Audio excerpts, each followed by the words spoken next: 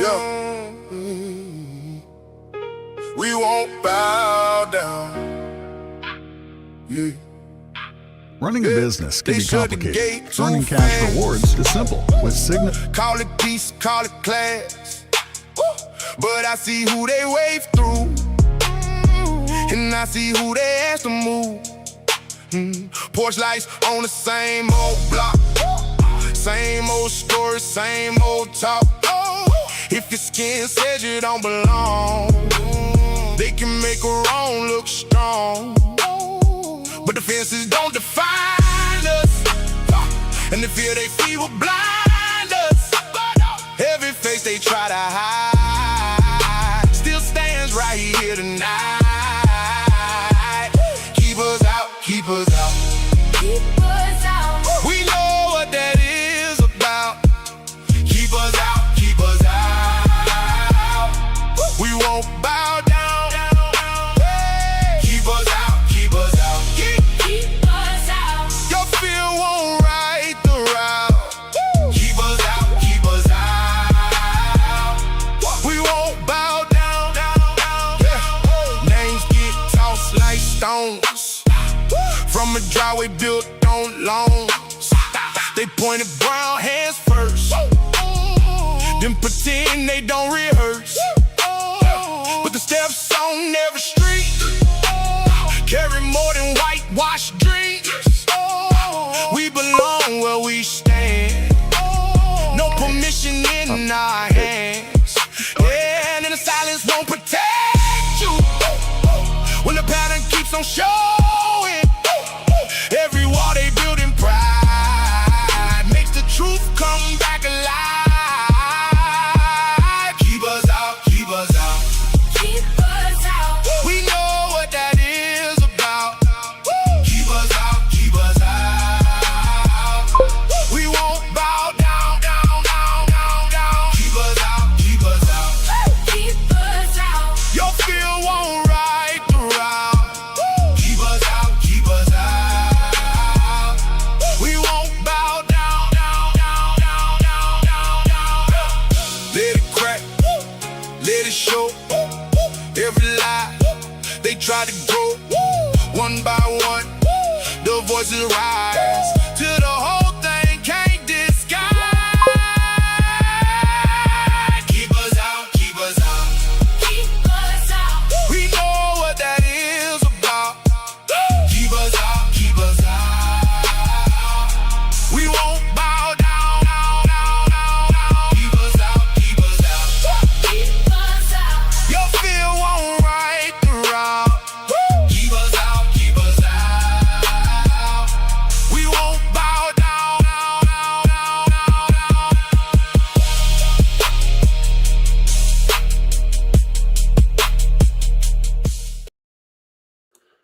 What it do? What it do, guys? It's your boy, the Juice. And as you all know, my name is Troy Bradshaw, but I go by the Juice.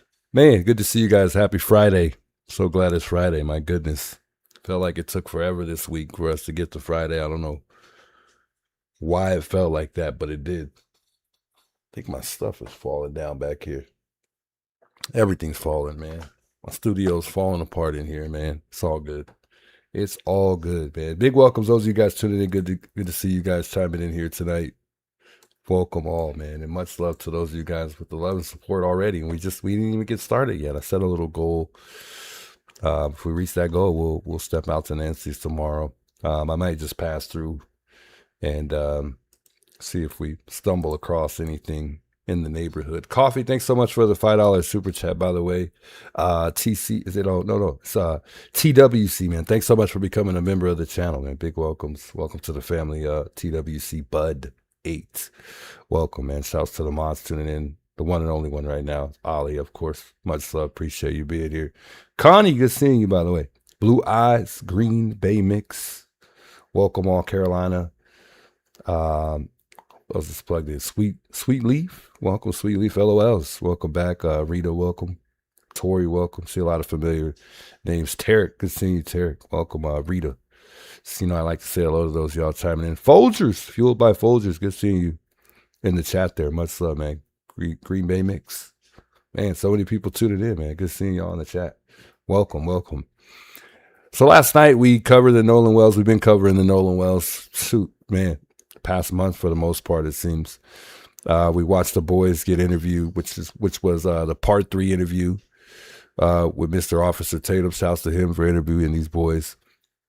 I don't know why these guys keep doing interviews. I don't know why the lawyer is so comfortable letting these guys continue doing interviews and speak so freely, but it kind of says a lot considering that maybe they are innocent.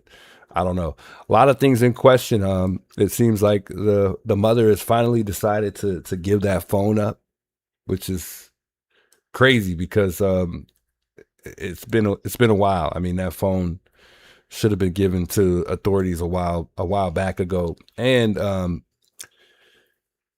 it's been about 40 days from what I'm hearing that this phone should have been given to authorities, and I believe today was actually the deadline. It seems like where we stand right now, as far as the NOLAN Wells case, is heading toward a multi-front legal and an investigation escalation. So it's no real clear resolution as of today. So every major development points to expansion, federal involvement, and intensifying conflict rather than simply closure. So we'll see where this goes, but it seems like as of right now, that's kind of where it's headed. There's been a lot of increasing pressure, for the federal intervention, and then escalating witness threats, prosecutions going on, mounting legal welfare between family and friends. I mean, the family's phone dispute is becoming the flashpoint as things kind of unfold. And then we have no suspects, no charges, still really no determined cause of death as we patiently wait. Nolan's birthday is actually coming next week, guys. He's going to be, I think, 19. I think he's going to be turning 20. I think he is 19 because he's in college. I think it'll be his freshman year of college, so I think he'd be turning 19 actually. So I think he'd be turning 19, or is he already 19? I don't know, but his birthday's on the 19th, which is going to be sad for the family.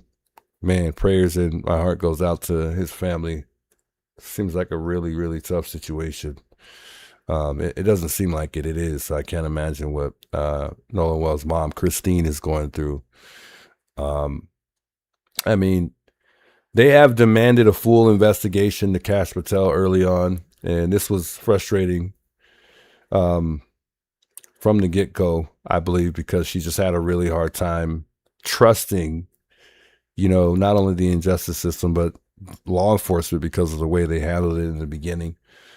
But what frustrates me is, why they're acting like investigators are not doing anything Like, I truly believe they are. I think, the family and the attorney is pushing this narrative like the investigators aren't doing, you know, things on their end. How they, I just think that they're doing what they should be doing, considering they made a big fuss about it. I think that they've, for the most part, met them halfway so far, it seems like. I mean, they're not doing nothing, that's for sure. I mean, and here's the thing. The family's agreeing to turn over the phone today, but they still haven't physically handed it over, from what I'm hearing. The family says that they're cooperating. Multiple outlets report that, the Wells family has, reaffirmed in writing that, they remain willing to turn over the phone for a joint forensic examination with the DA's office and possibly FBI experts. And their attorneys say, the family never refused, and that claims of non cooperation are not true. But yeah, we hear they still haven't gave up this phone, which is very interesting. They missed the DA's 48-hour deadline, but for a documented reason, supposedly. So the DA sent a letter. They were demanding that this phone be brought in by, I believe they had till 9 a.m., which is as of today, literally. But the family was out of state, and they said it was impossible to meet the deadline for whatever reason. I couldn't tell you. Also, the family wants a formal protocol before handing it over. They say they need it. And there's a chain of custody agreement, a clear protocol for how the exam will be conducted. And they have a scheduled time for joint inspections. They also, they agree that the DA has not yet provided these details. And I don't know. I don't really know exactly what's going on. I mean, only they really know at the end of the day, but it seems like they're, this is not new to me, because there were other things that they're saying that they didn't get. Like yesterday, they mentioned they didn't get the autopsy report. At least that's what we heard. So, they're claiming to not get certain things, and I don't know that they haven't or they have, but it's kind of weird to me. It's just weird. And I'm not saying they're weird. I'm just saying it's weird that they haven't got anything, both ways though, because I don't know if they have or they haven't, but either way, there shouldn't be this conflict with, investigators, considering they're stating that they haven't got what they needed. They previously agreed in mid-July to a joint inspection. Both sides agreed weeks ago to inspect the phone together with experts from both teams. And I think really the bottom line is the family says, yes, they'll turn the phone over. They, have not done it yet. They want the exam done under a mutual agreement, documented process. Why people online say the mother refused, I would say because the phone still hasn't been delivered, for one. The DA publicly stated that the deadline was missed. And the family's legal team says the delay is due to, logistics or lack of protocol. So not just refusal. There is the CBC, the Congressional Black, I can't remember how they say the name. Is it caucus or something like that? The Wells family push for federal investigations. So Nolan's parents, Christine and the dad, traveled with Ben Crump and Al Sharpton. Is it Lucy? I think it was Lucy Macbeth, to demand a Department of Justice civil rights review in Nolan's disappearance and death. We saw them do that interview just yesterday, and we watched the boys' interview, and then we watched their interview. And, there was obviously some conflicting things that, they just weren't adding up. One person was saying this and the other person was saying something else. Which is quite interesting because let me just tell you what was conflicting to me. So number one, when they knew that Nolan was missing, the boys knew Nolan was missing before the phone was taken. That's what the father says. The mother said the boys delayed telling her. So they kind of are saying the same thing. So nothing conflicting there with the father and the mother. But the boys, they said they didn't know until after the phone was taken. Then the boys had said it was taken because Javon's mother wanted to call Nolan's parents. The mom said that it was mishandled and passed around. The father said the phone was taken in a way that was suspicious and kind of like evasive. I don't know. I don't even know what to think anymore. I mean, it comes down to really who's telling the truth. Who had the phone? Father says multiple people handled the phone before it reached Nolan's mother. The mother stated also multiple people apparently had the phone. And there appeared to be some things that were deleted, and it's not common for Nolan not to take pictures on Snapchat. The boys said they say only Javon's mother had took the phone. It's getting real crazy right now. It's getting real crazy. And timing of the call to Nolan's mom, the mother. Oh, looking at the chat here. So, as far as the timing of the call to Nolan's mom, the boys, they delayed telling the parents Nolan was missing. The boys say that they tried to call Nolan's mom right away. I don't know what to believe here. I don't. I really don't. Because according to her, no one really reached out. The only person from what we know is that she was in contact with Katie. Had they been in contact with her, she would have never really had to, I don't think that picture would have really been posted online because, well, maybe it would have because it was showing the last thing that he was wearing. But that information I think she got was from Katie because she wrote a status and it said that she was in contact with Katie. She never stated in any of her comments on Facebook or statuses that she was in contact with the boys. Fast forward, she wouldn't even speak to the boys.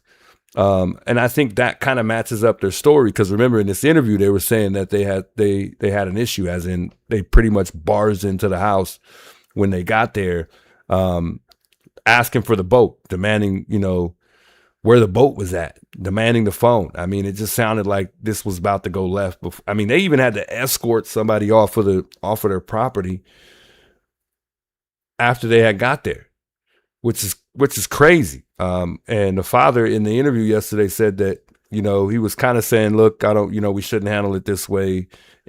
He wasn't saying these exact words, but I mean, it sounded like he had to de-escalate a situation that just could have went bad.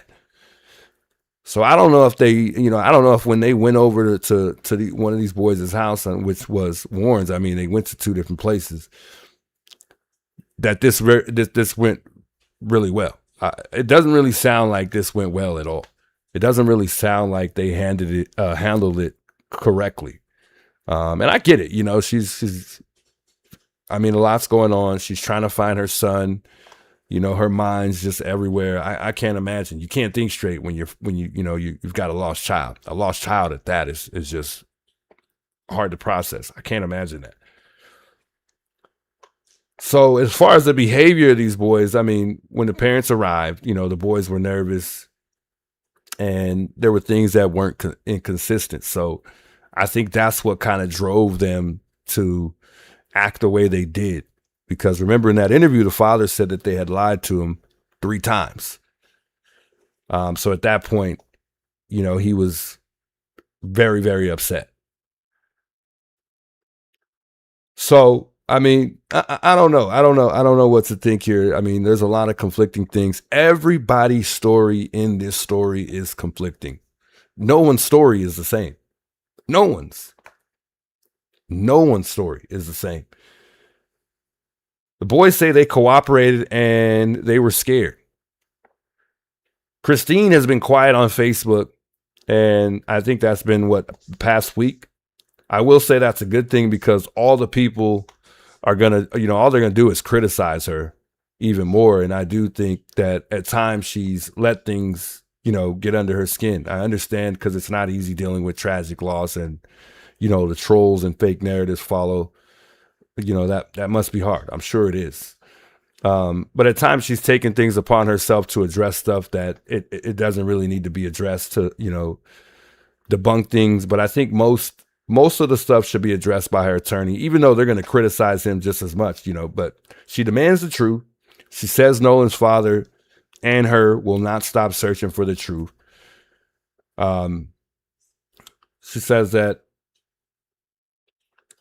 we need to stay focused on what's at stake, or we need to stay focused on justice for Nolan, just to sum it up. But at the same time, I don't really think she's staying focused herself. I think they're worried about a lot of other things, not to mention, I mean, they're already suing people. And we haven't even got to the bottom of this yet.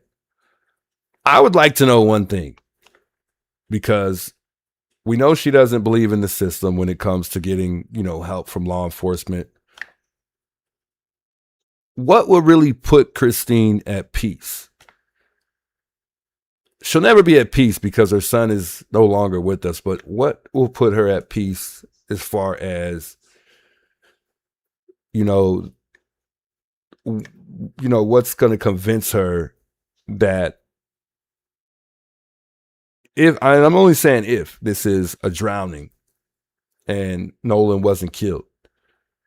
If the autopsy comes back that it's no foul play and a drowning, and nothing was deleted from Nolan's phone, we're just saying, what if this is the case? Will that be enough to convince her that these boys didn't murder Nolan? So what else will we be looking for at that point? That's what I would like to know. As I told y'all yesterday, I'm hoping that this is not going in the direction of the fact that she's using the death of her son for gain, and that they know everything that's going on at this point. They're just kind of riding the wave, kind of just, continuing to put this narrative out there, when in all reality, they know exactly what's going on here. They know this is not what it looks like or what it is. So it sounds like,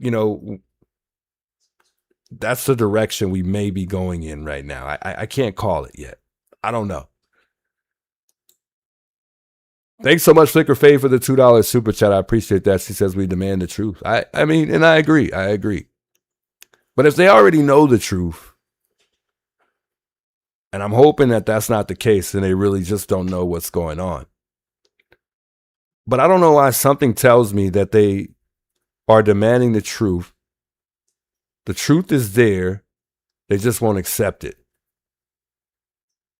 So let's just say they do have everything that they need right now.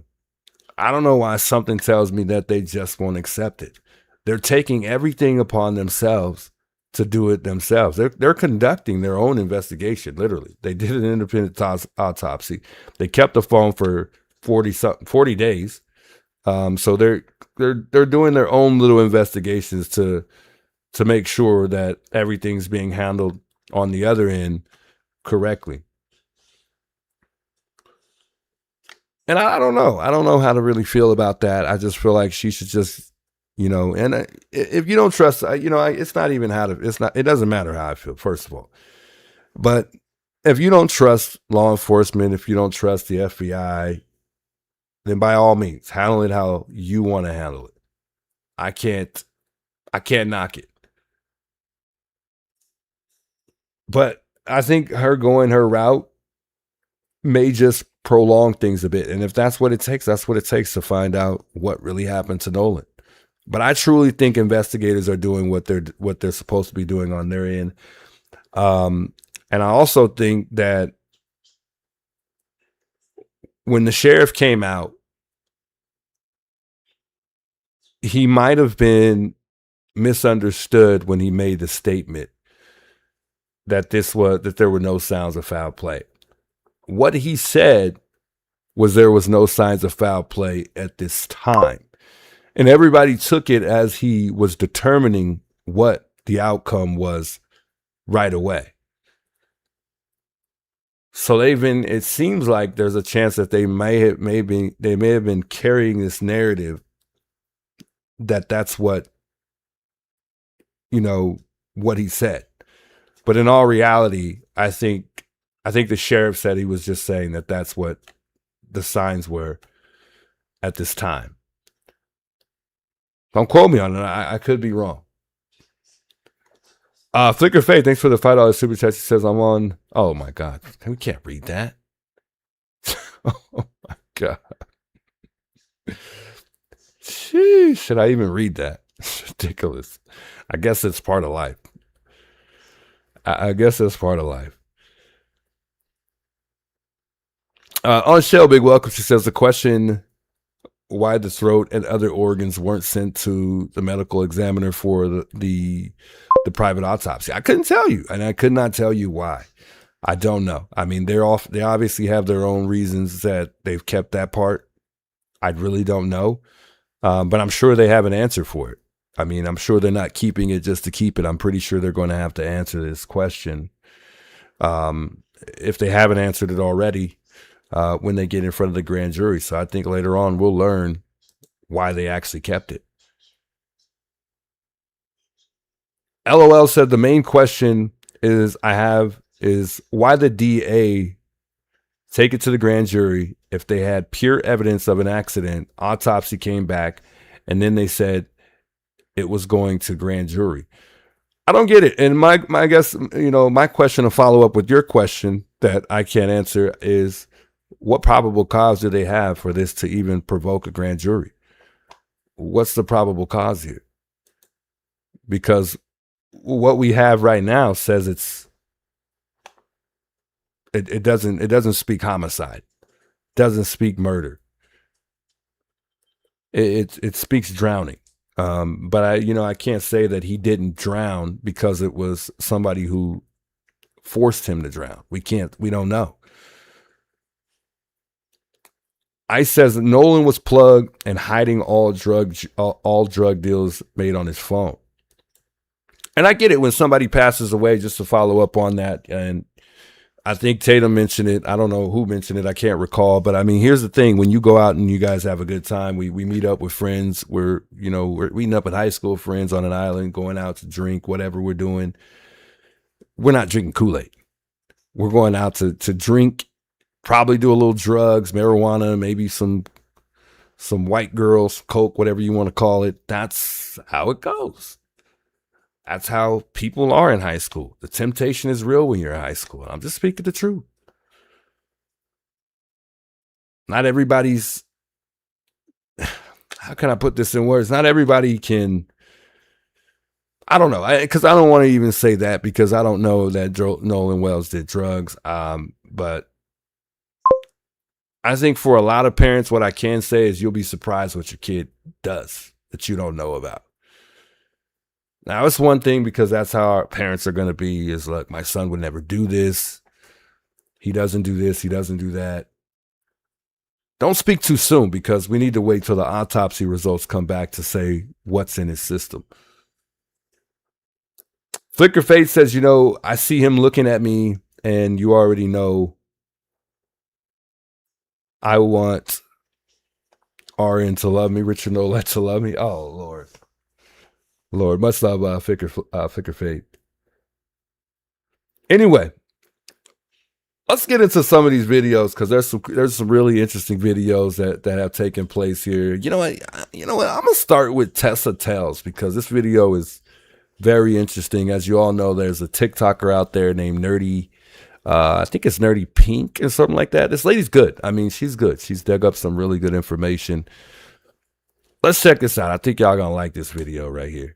Y'all, let's get into this because this thing is ramping up and it looks like stories are falling apart. However, Warren has admitted on video that his mama was on Hearn Island when all was going on. This also explains, in my opinion, why Judge Ashley Cole came out swinging with the truth, because how much, or her version of the truth, because how much did they really see? Did they really know? And did they help coordinate? Now, if you don't know, I did another video where I actually outlined the evidence of the fact that they were still standing on Horn Island when they called CETO. The GPS coordinates they gave, you remember the operator Vicky was like, "Are you grounded? What's going on?" And they were like, "No, we're in 31 feet of water." However, their own GPS that pings right from the boat whenever it moves shows that they arrived at 11:15 a.m. and they left Horn Island at exactly 4:31 p.m. It's the next time that it moved. It was stationary that whole time. However, the CETO call, according to all the records, happened at 4 p.m. There is a 30-minute gap, which means when they called CETO, those coordinates they gave Vicky, where she said, "Are you grounded?" were correct coordinates. Again, how'd you call CETO saying you were drowning? Your grandfather said cancel the call, out of this, that, and the third, which calls into question about Bart's boat and the pictures and the timestamps where they showed the rescue. And one more thing, let me just add to this real quick here. Look, how are you on Horn Island? Because remember, in this interview, Warren said that they were a quarter of a mile out from Horn Island. So I don't understand how you're on an island, but you're a quarter of a mile away from the island. Either you're a quarter of a mile or you're a little bit away from the island, however you want to put it in words, or you're on the actual island. It's only one or the other. You can't be on an island and a quarter of a mile away from the island.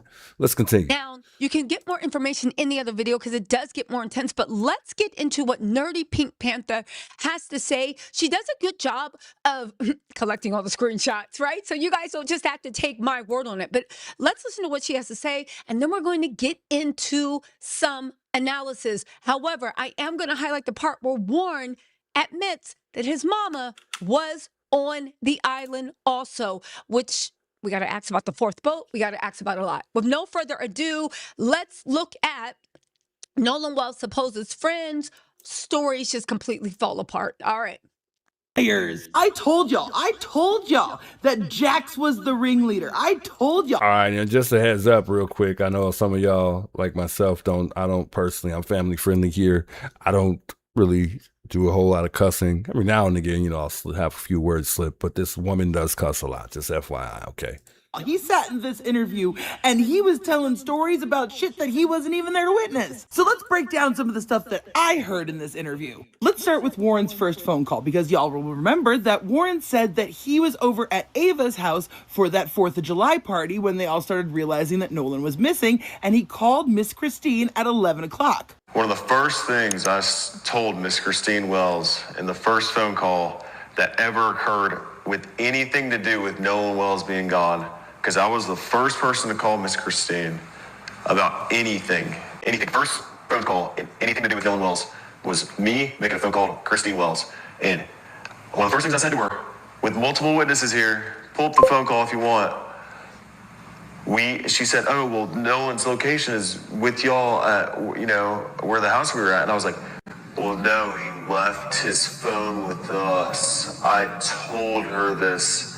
And yesterday, the same time that this interview came out, Christine Wells said this. 360 says that he's on land, and he was like, "Well, no, I mean, when we have his phone." So both versions of the story say that Warren didn't tell her about the phone until after she confronted him with the 360. Now, I want to go a step further and just interject. Not only did Christine was blowing up Nolan's phone because Nolan's aunt was like, "How come Nolan hasn't texted us?" Because apparently Nolan is super close to his family, right?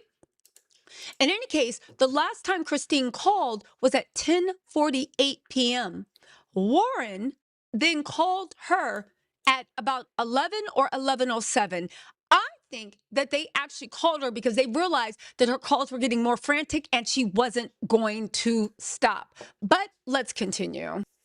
Warren tells Miss Christine that he knows somebody in the Coast Guard and that he's going to call them. which is very fucking different than calling the Coast Guard, which absolutely explains why the Coast Guard came out and said at first that they had not received a call from the kids that night. The Coast Guard's initial statement said they weren't informed until 12:30. Then the Coast Guard later changed their story and said, oh wait, actually we did. And it seems to me that that first call was most likely an off-the-record to a friend kind of deal, which means these people freaked out and didn't call the Coast Guard until after all these people showed up at Jax's house. Keep in mind, these people showed up at Jax's house were Javon's mom. They said about 7 guys and 2 girls, and they were literally, basically, they said they barged in. So real quick, so Nolan Wells, so as far as the Coast Guard statement goes, which is she's about to show it in just a second if she hasn't already. So Nolan Wells called them at, I believe the mom, or the friend, was it the friend? I can't remember who it was that called him around 11 p.m. On July 4th. But that's when he was reported. He was reported missing around midnight because his mom didn't report him missing until about an hour after they reached out to her and let her know around 11 p.m. what was going on. So after the Coast Guard stated that the initial notification, it did not require Coast Guard assistance. My God, I'm losing my thought here. That formal help was not requested until the Jackson County Sheriff Office reached out at 12:26 p.m. on July 5th. So for the initial report, a friend of the teenager contacted the agency late July 4th. So there was no active search or emergency intervention was requested or dispatched at the moment. So the timeline correction was the U.S. Coast Guard initially stated they had no record of contact prior to Sheriff Department call on July 5th, but later corrected their statement to acknowledge the late night July 4th call. So there's some things that haven't been, I'll let her tell you. And demanded Nolan's phone, and it took about 20 minutes for them to produce the phone. Also, keep in mind that even though Warren was like, yo, don't worry, we're going to handle it. Christine was like, oh no. And she literally called the Coast Guard herself. The Coast Guard was like, okay, fine, but you got to call the police first. And she does say there was like this weird back and forth. She's like, all right. And she called the police. The police showed up at 1:38 a.m., 38 minutes after they barged in to demand Nolan's phone, rightfully so. And in that time, they said, oh, he's probably just drunk in the house. There's no need to worry. Directly contradicting what he told Nolan's mom. But let's continue, okay? Which would explain why in the course of this interview it went from Warren called the Coast Guard to we did. Now, when the subject turns to how the family got the phone back from these boys, you'll notice that there was a couple slip-ups. Warren, you weren't at the house, and so you weren't there when they came to get the phone and all that. So now remember, Warren just said that he wasn't at the house when the phone was got. And then Morgan talks about getting a phone call from one of the people in Christine Wells' group. And how did they get the phone back? So I got a call from a kid we went to high school with. He called me just asking me questions. He saw people posting on Snapchat, like the picture that was circulating.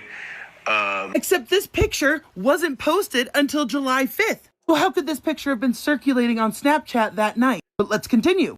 And he called and he was asking questions. He was like, where's Nolan? When's the last time y'all seen him? And then he was like, so where are y'all at? And I told him, I said, we're at Jax's house. And then Warren got on the phone, and I don't know. So they come to my house, right? And they kind of just. And then Warren got on the phone. Warren just said that he wasn't around when all that phone stuff was happening. But hold on, there's more. Before we get there, was it confrontational or was it just just trying to find? It was confrontational already. Wouldn't y'all agree? He was 110%. He was very confrontational. And when did this Was this on the night of the 4th or the next this day? was the night when this was before they came and got the phone. So this is the night of the 4th, yes. You guys are missing a part of the story. How did you get from Ava's house to Jax's house? Because I think there's also a bigger part of the story. Officer Tatum, I believe, noticed that they directly contradicted what they said and made themselves look like liars. So instead of revisiting and being like, well, hold on, I thought you said that Warren wasn't there. How did, blah, blah, blah, blah. And then Jax interrupted. Well, let me tell you what really happened. And that's when Officer Tatum looks like he jumped in and redirected. But let's continue.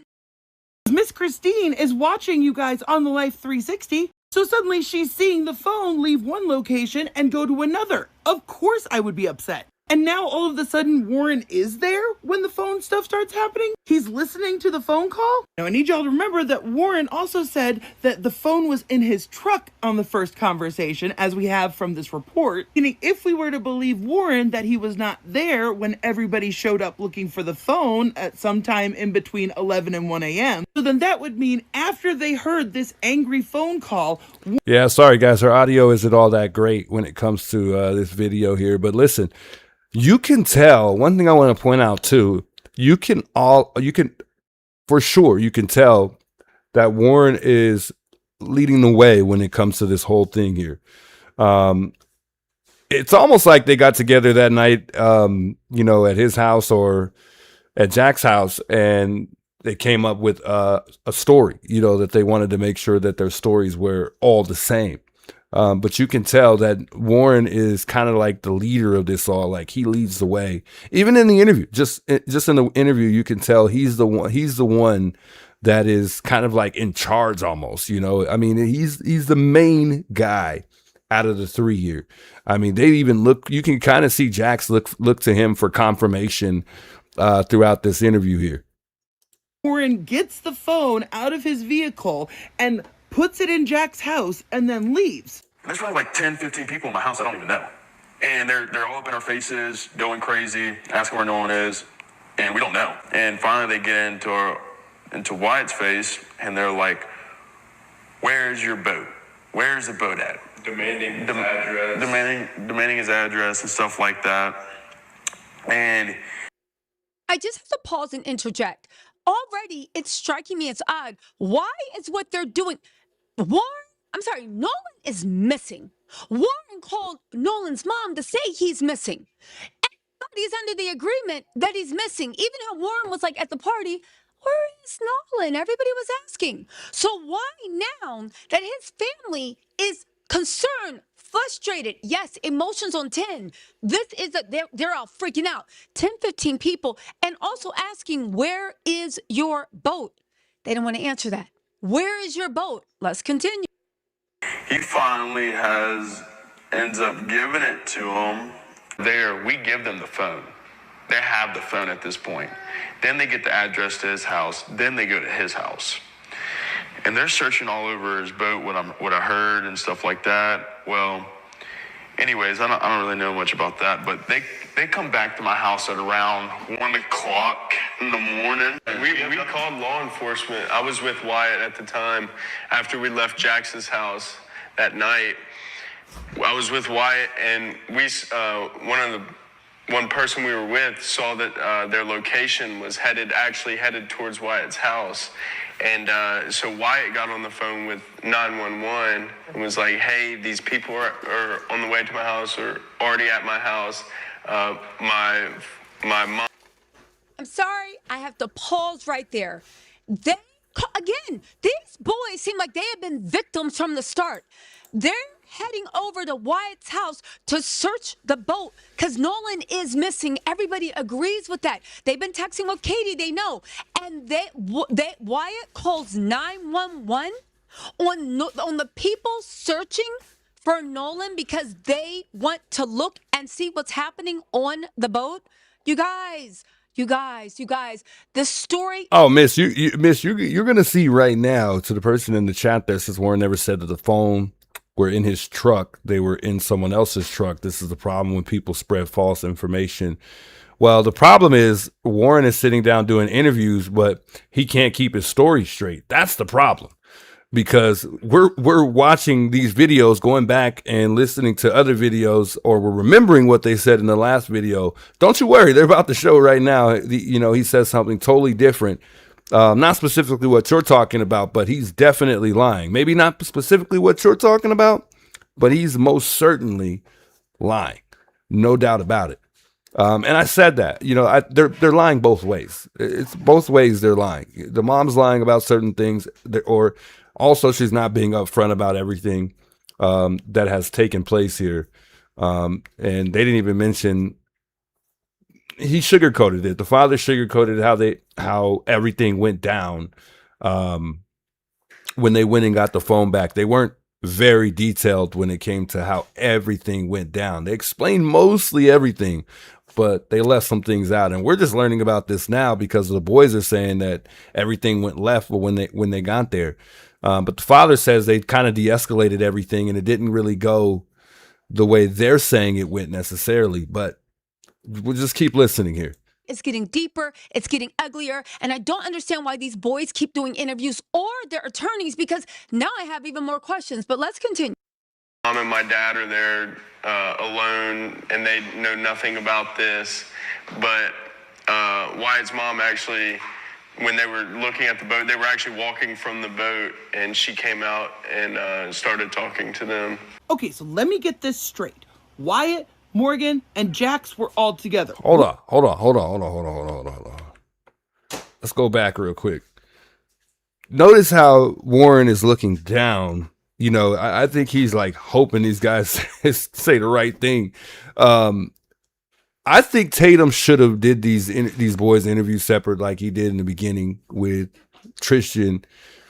He should have did them all separate, because they're looking at each other for confirmation, and they're also, at one point in time in this interview, he also says, well, look, I'll go first, and then Jax will go next. I think that they're trying to make sure that they keep their stories straight. I think that they talked about this before this, interview, of course, to make sure that their stories all kind of collide with one another's, but we'll see. We're actually walking from the boat, and she came out and started talking to them. Okay, so let me get this straight.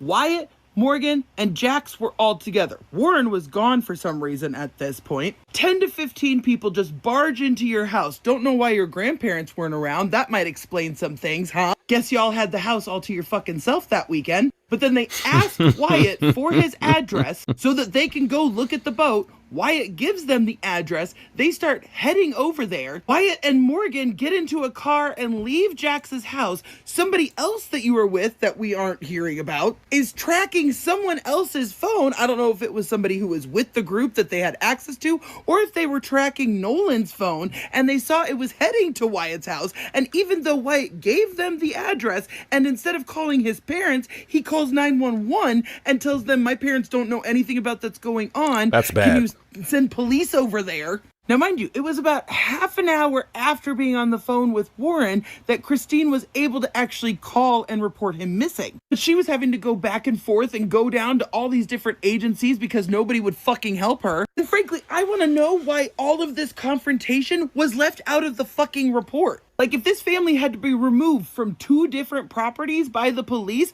why is there no record of that? And in fact, very, very good point. This was not in the. Hey, I haven't pulled any discoveries at all, so I don't know for sure. But we have not heard about this until this interview. In fact, it wasn't until after these confrontations that MDMR and Ocean Springs Police apparently had their little conversations about who was going to be taking over the case. Because remember, the Jackson County Sheriff Lieutenant told them that deputies had spoken with several friends that had traveled to the island on the vessel with Nolan, and that when they were left, he was in the company of an unknown female. So now, even though Warren had supposedly called the Coast Guard, all these family members are telling the police that the kid is missing. These are the people that last saw them. They're all like, we last saw him on the island. Still, the deputies said that they did not have reason to believe that there was any water-related exigencies or emergencies. Don't worry, y'all. I've got a lot fucking more to say about this stuff. So come back for part 2. I'm going to be immediately recording it because Warren fucked up. Okay, so let's get into part 2. I told you this is good.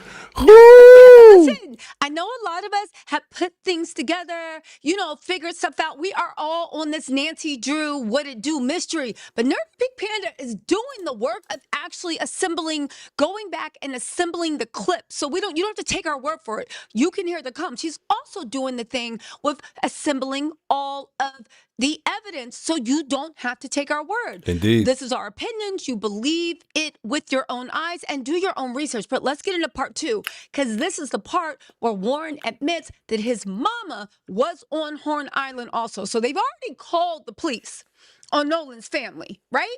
And that his mom, and now we're about to get into Warren's mama. Let's go, okay? Up pretty badly in this interview, and I'll show you why. Nerdy Pink Panda is her name, by the way, guys, if you guys want to go check her out. I mean, she's doing the necessary research, though. I'm not going to lie. She's really digging in. I mean, so much that from what I heard, there's a rumor that investigators reached out to her to get her to retract some of the things that she said, but she's on point. Where we had left off, Warren had already called Miss Christine, and then they somehow ended up at Jax's grandparents' house. That's where they all stayed that weekend, and so that's why Nolan's keys were over there. They had to have been at the grandparents' house, who mysteriously never showed up during any of these confrontations. Paul, something just popped into my head that I didn't bring up earlier. Why, if Warren said he did not come back on the boat with Nolan, if Warren said that he did not come back on the boat that they at first left on and that Nolan had left his phone in, if I remember what Warren said, why does Warren now have Nolan's phone? Very, very good point. Pay attention, because remember, in this interview, they said that Nolan Wells did not ride on the boat with them. Okay, so the biggest question is, whose boat did Nolan Wells? What boat was his phone left on? What boat? And this is the reason why the parents probably was really trying to get to that boat. They're like, "Where's your boat? Where's the boat at? The boat? Where's the boat?" They couldn't even find the boat when they got there looking for the boat. So, I mean, I could understand. You could just almost feel the parents, anger because of, them being misled. But just saying, I mean, pay attention. Okay, but let's keep going. Somehow the phone had gone from the party that they were all at to Jax's place, and then Warren left after a phone call to Morgan. According to them, 10 to 15 people showed up and just walked into Jax's house and demanded the phone. Wyatt gave the address in which the boat was at. They all start migrating over there. Then Morgan and Wyatt and another friend are tracking their 360s and seeing that they're going over to Wyatt's house. Then they call 911 to tell them that the police are on the way to his house. Then they're searching the boat, and then they come back to Jax's house around 1 o'clock in the morning, according to him. Mind you, that's when they explain to the police about their friend being missing. And so then the report says at 1:38 in the morning, the Jackson County Sheriff's Office say that they spoke to several of the friends that were on the vessel with Nolan, saying that he was in the company of an unknown female. But Morgan, Jax, and Warren all claimed that they did not travel to the island on the same boat as Nolan. So who did they talk to? Because it sounds to me like they had told the police that they were on the same boat as him. Keeping in mind that this is what Warren told Miss Christine. Named Katie. And so then it turned into, Katie is also missing. No one can find her. And the explanation of no one knows this Katie, like we've never met her. And Tristan said this. I was talking on my other buddy's phone, talking to Warren. He was dialing Coast Guard because he hung up the phone and was like, "Hey, this is them, bye," and hung up the phone. And that was the last time I talked to him. Mind you, Tristan is friends with Katie. They are mutuals. I have confirmed this. Forget about them being mutuals. Tristan said that when he said goodbye to Nolan, he dabbed Nolan up and said some slick-ish about Katie to Nolan because apparently Tristan has a little bit of history with Katie. That was in the first Tatum interview, I believe. But let's keep going. So now that we've got that timeline fucking straight, let's back up to something that Warren said during this interview. If you're motivated enough to do it, yeah. Like, I made a phone call to my mom, and I had to call her like 8 times before she picked up because either her service was bad, because she was on the back side of the aisle on the south side. All right, pay attention to this right here because we're about to go back real quick here. Pay real close attention to this. Thing that Warren said during this interview. If you're motivated enough to do it, yeah. Like, I made a phone call to my mom, and I had to call her like 8 times before she picked up because either her service was bad, because she was on the back side of the aisle on the south side, or my service was bad, and it was just hard to get through. Do y'all see that? Let me play it again slower for you.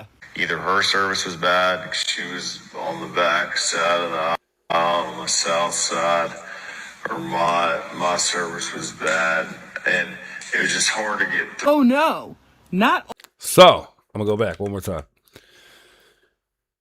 Remember, Warren said that you can't get service on this. You can get service. It's not all that great.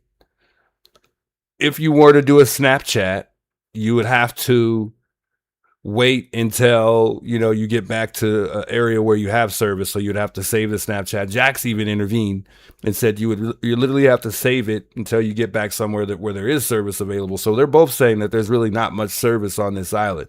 And Tatum's silly self didn't even check to see if there was any service at all. But yet he's arguing that these boys are telling the truth in that regard when it comes to the phone. But here we go. Back side of the aisle on the south side, or my service was bad, and it was just hard to get through. Oh no. Not only did Warren confirm that his mom was on the south side of the island, but Warren himself said that if you're motivated enough, you can call somebody. I tried calling my mom 8 times. Yet this is what he said last time. A little off the island, you have cell coverage, and even on the island, like I called my mom when we were on the island, it was fine. So which is it? He called his mom on the island. It's just fine. Which is it? We all know there's cell phone service. Everybody has admitted there's cell phone service. It went from being no cell phone service to a little cell phone service to, no, you can't make phone calls. It's fine, but you can't upload videos too. Well, you can upload videos, but they upload very slowly. The point of the matter is Warren admits that his mom was on the island at the time that the boat was supposed to be sinking. That's why you called your mom 8 times. I want to see the timestamp.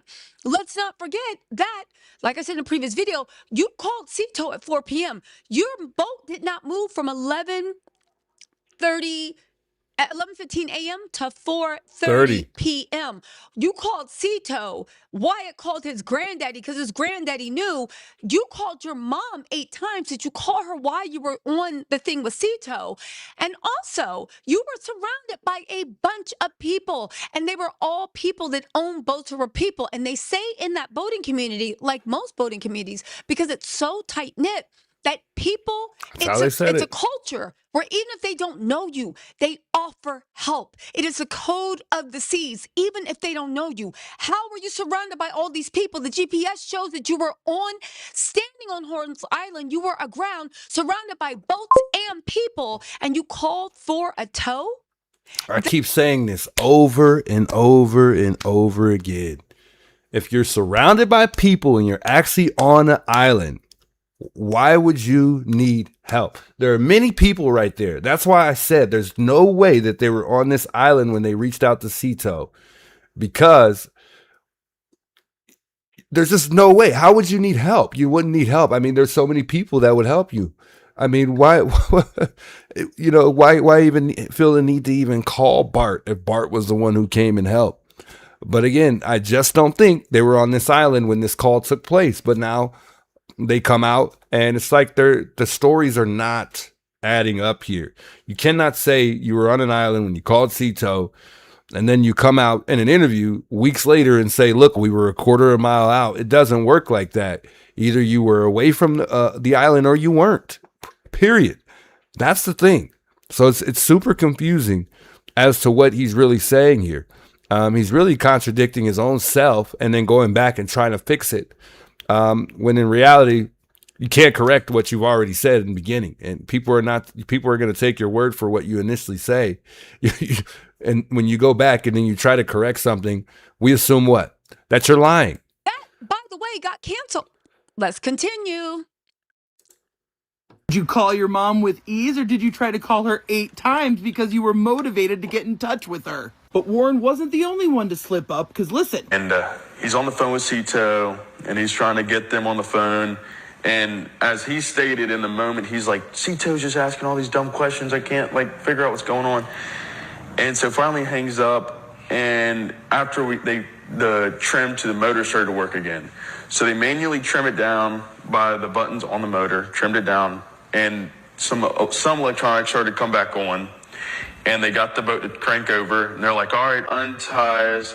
So first off, Jax just proved that the boys put the phone on mute during the call with Cito. Because I've listened to the entire 8-minute call, and at no point did they ever say anything about them asking all these stupid questions. Then he said after they hung up on the Cito, that's when it started working again, and they said, okay, untie us, implying that it had been tied up to the other boat the entire time. But we see in this video that they are hauling the line back in right here as he's on the phone. See, you can. So let's take a look at this real quick here. We'll zoom in real quick here. That's Pink Panda, Nerdy Pink Panda 1. Big welcome, Sasha. Good to see you in the chat, by the way. Let's zoom in just real quick here so we can see.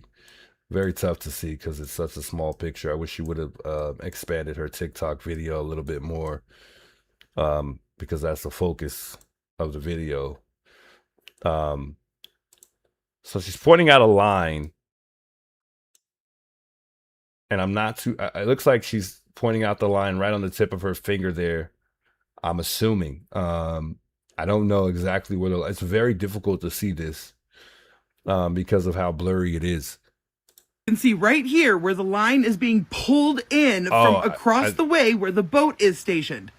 Meaning he had already hung up with Cito at that point, and he had to have been on the phone with someone else. And what we see here is, once again, we have an interview where they go into so much detail about stuff that doesn't fucking matter. Well, I'm going to go ahead and first off explain a boat. We fucking get how a bilge pump works. We get it by now. Stop fucking talking about the bilge pump. I think I love her, man. She's crazy. What we actually want to hear about is the multiple stops that were made before ending up back at the grandparents' house before they even took the boat to the boat dock. We want you guys to explain how the Cito was canceled by the grandfather on the captain's private line. All right, we'll go back real quick here. It's really hard to see that line. I'm trying to figure out, I was trying to figure out where she was pointing out the line, but it's very difficult to see that line. I can't even really see it, to be honest. It's almost like the tip of her finger, but it's so hard to tell. So I can't really confirm on my end whether or not it's truly a line that she's seeing. Right. But we see in this video that they are hauling the line back in right here as he's on the phone. See, you can see right here where... That's a good point out, though. He's clearly on the phone. We can definitely confirm that he's on the phone doing something on the phone for whatever that is. They don't look like they're in a panic. The boat does not look like it's sinking. It looks like it's level.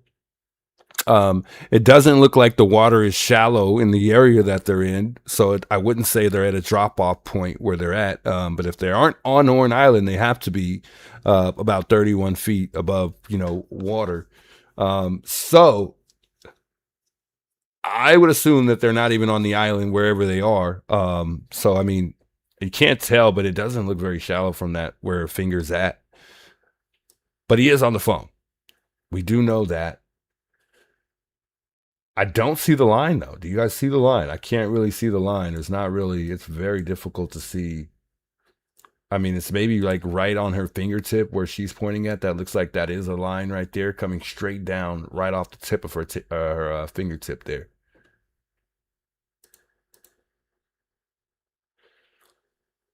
Carolina says exactly. Juice isn't accusing anyone. He's covering the case as unbiased as possible. Yeah, for sure. I'm calling everybody out. I'm not just calling any one side out. That's for sure. I don't see how I can be biased if I'm calling the mom a liar too. I mean, I think that they're all not being straightforward when it comes to the details. not only that, she got on and she made a post and she said that she's not, you know, obligated to tell everybody, you know, the details for the most part, and no one knows her son. You know, they don't know her and they don't know her family, is how she kind of put it in words. The line is being pulled in from across the way where the boat is stationed, meaning he had already hung up with Cito at that point, and he had to have been on the phone with someone else. And what we see here is, once again, we have an interview where they go into so much detail about stuff that doesn't fucking matter. Well, I'm gonna go ahead and first off explain a boat. We fucking get how a bilge pump works. We get it by now. Stop fucking talking about the bilge pump. What we actually want to hear about is the multiple stops that were made before ending up back at the grandparents' house before they even took the boat to the boat dock. We want you guys to explain how the sea tow was canceled by the grandfather on the captain's private line before you guys had even hung up with Cito. Yeah, we can't confirm that this picture's at the Cito call. I could agree with that, but again, like she's saying, we would love to know why there was those 2 extra stops, because they went to Fort Bayou twice. It says, according to the timeline. Not only that, the timeline has changed like 5 times. That's why nobody believes a fucking word that you are saying. Because I showed y'all yesterday how AI had clearly doctored these photos. If you missed it, look, silver pole. Look, no silver pole. It's actually white. And if you look at this picture in the grandparents' driveway of the Triton, you will see that the little handrails are not leaning over. You will see that the rails are going straight up and down and not leaning, which is why I also suspect that the identity of whoever this is was intentionally covered up, because first off, who wears this weird swimsuit thing? This is somebody who, if they were with them, would have stood out in a crowd. But this woman who's in a red striped swimsuit with a white baseball cap shows up in a lot of different pictures, just oh so obscured. Here she is again, handing out beers on Bart's boat. So I personally suspect that whoever that was in fact on the Triton, and they used AI to change her clothing and to obscure her identity. Because yeah, the AI portion of it, I'm not too sure, but yeah, good point there from Sweet Sensation. I couldn't agree with the comment even more. I mean, remember when on that dispatch call, they were asking if they wanted the Coast Guards to be there, or, you know, she asked them if she wanted them, or she wanted to, you know, if they wanted her to send Coast Guards, and they immediately said no. So for some reason, they did not want the Coast Guards there. For some reason, we don't know what that reason was. I mean, but it'd be nice to know for sure. I think this was either Warren's mother or Wyatt's stepmother, which would explain the older female voice people have said they've heard on the Cito. Because otherwise, why would he need to call his mother 8 times? Unless, according to his own words, If you're motivated enough to do it, yeah. because remember, there is a 4th boat out there. 1, 2, 3, and 4. Holy fuck, I just accidentally stumbled onto something that literally is concrete proof. Oh my god, next video coming. Oh my god! Oh, these little... Okay, so if you guys want to see the next video, go on and head over to Nerdy Pink Panther. She is on TikTok and Instagram. Again, shouts to her. I mean, she's on the money. I mean, she's been on the money from day one, though. She said that wasn't the original photo. She showed the original photo, and she showed the photo that was AI and compared the two. So I don't know, to the person that's saying in the comments that it's not the original photo. We just saw the original photo. She pointed them both out. So anyway, they're lying for sure. I mean, they're not. I mean, I don't think that they're denying everything. I just don't think that they're being honest about everything. And I don't know what the reason with that, you know, I just don't know what reason they would be lying for. It's super, super weird. And not only that, I mean, out of respect for your friend, I mean, everybody should, and the sake of her son, I mean, everybody should be as honest as they could possibly be. But I think these people or these boys may be in fear of, you know, losing their freedom. If this just so happens to be a fight that just went wrong, that ended in death, or he died from overdose of drugs, and they just don't think anybody would ever believe their story, and this was going to be the outcome, and they're just simply afraid to say that. I can't call it. So there was something interesting. I was watching and just real quick, I'm not going to spend too much time on this, but I was watching just the other day. I think we've all watched it for the most part. Nancy Grace had interviewed one of the lawyers, and I think this is Bart's lawyer. I was listening to the background. Well, I wasn't listening to the background, but I heard a voice like come into the background, and I don't know if this is anything at all. But you can hear a woman like speaking in the background. Listen to this real quick. I want to see if you guys can hear this. What's your take on it, Ed? Because I think he's saying they did know Katie. Okay, so right before the screen changes to the lawyer, which is where I think the sound's coming from, you got the lawyer right there. He keeps looking over, like somebody's whispering something to say to him. I don't know if he doesn't really know the story or what's going on, but listen again. Nolan. What's your take on it, Ed? Because I think he's saying they did know Katie. I couldn't tell if he said did or didn't. Did he say they all did know Katie? No, they did not. They didn't know Katie. All right, and they determined. No. I couldn't tell. What's your take on? Because they're frantically trying to find out what happened to Nolan. All right, so listen again. I'm about to play it again. What's your take on it, Ed? Because I think he's saying they did know Katie. I couldn't tell if he said did or didn't. Right, and I didn't want to tell you guys because I didn't want you guys to. I didn't want to put in your heads what to listen for, but I heard 332. One more time. That's Katie's statement. That's how they got a hold of Katie's numbers, because they're frantically trying to find out what happened to Nolan. What's your take on it, Ed? Because I think he's saying they did know Katie. I think he's saying they did know Katie. I couldn't tell if he said did or didn't. Did he say they all did know Katie? No, they did not. I thought that was really interesting. I don't know what's going on in the background. I don't know what's going on with that lawyer or whatever. I mean, he's a good lawyer, so I'm not going to question him at all. I mean, if he's Trump's lawyer, I mean, he's got to be somebody decent. But it was just kind of weird because, I mean, he's kind of looking over. He keeps looking over. I don't know what the heck he's got going on there.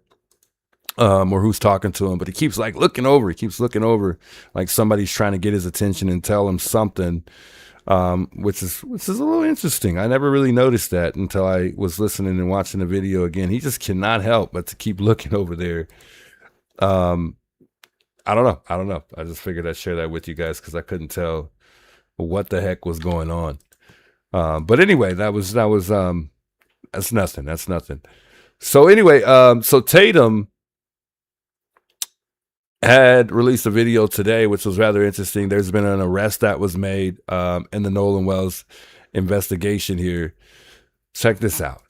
With no resolution to what happened, his family and national civil rights leaders have raised questions of a racially motivated killing. A man living in this West suburban Berwyn apartment was arrested for allegedly making death threats to witnesses in the case to kill them, anyone in their homes, and any cops. Why does these white boys need attorneys? Y'all done put it out there that people think they killed Nolan. And so people who think that these white boys killed Nolan, when there's no evidence that happened, are now threatening to kill these white boys, their family, and they have been arrested. We've had people try it, review it, and yeah, it sounds like it is a oh, that's crazy. He's got his own drink verdict.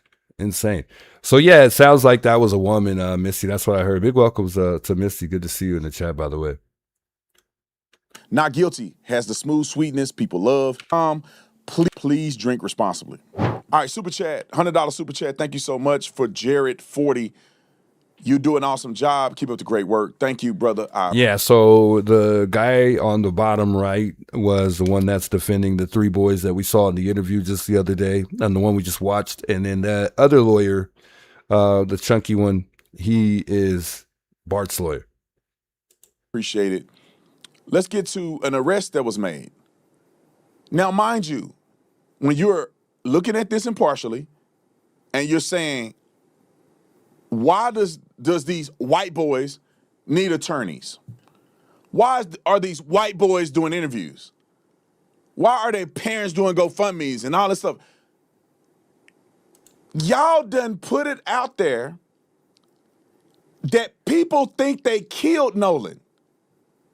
And so people who think that these white boys killed Nolan, when there's no evidence that that happened, are now threatening to kill these white boys, their family, and they have been arrested. We have seen not one arrest on Nolan's family, although they're claiming there's a lot of threats against them.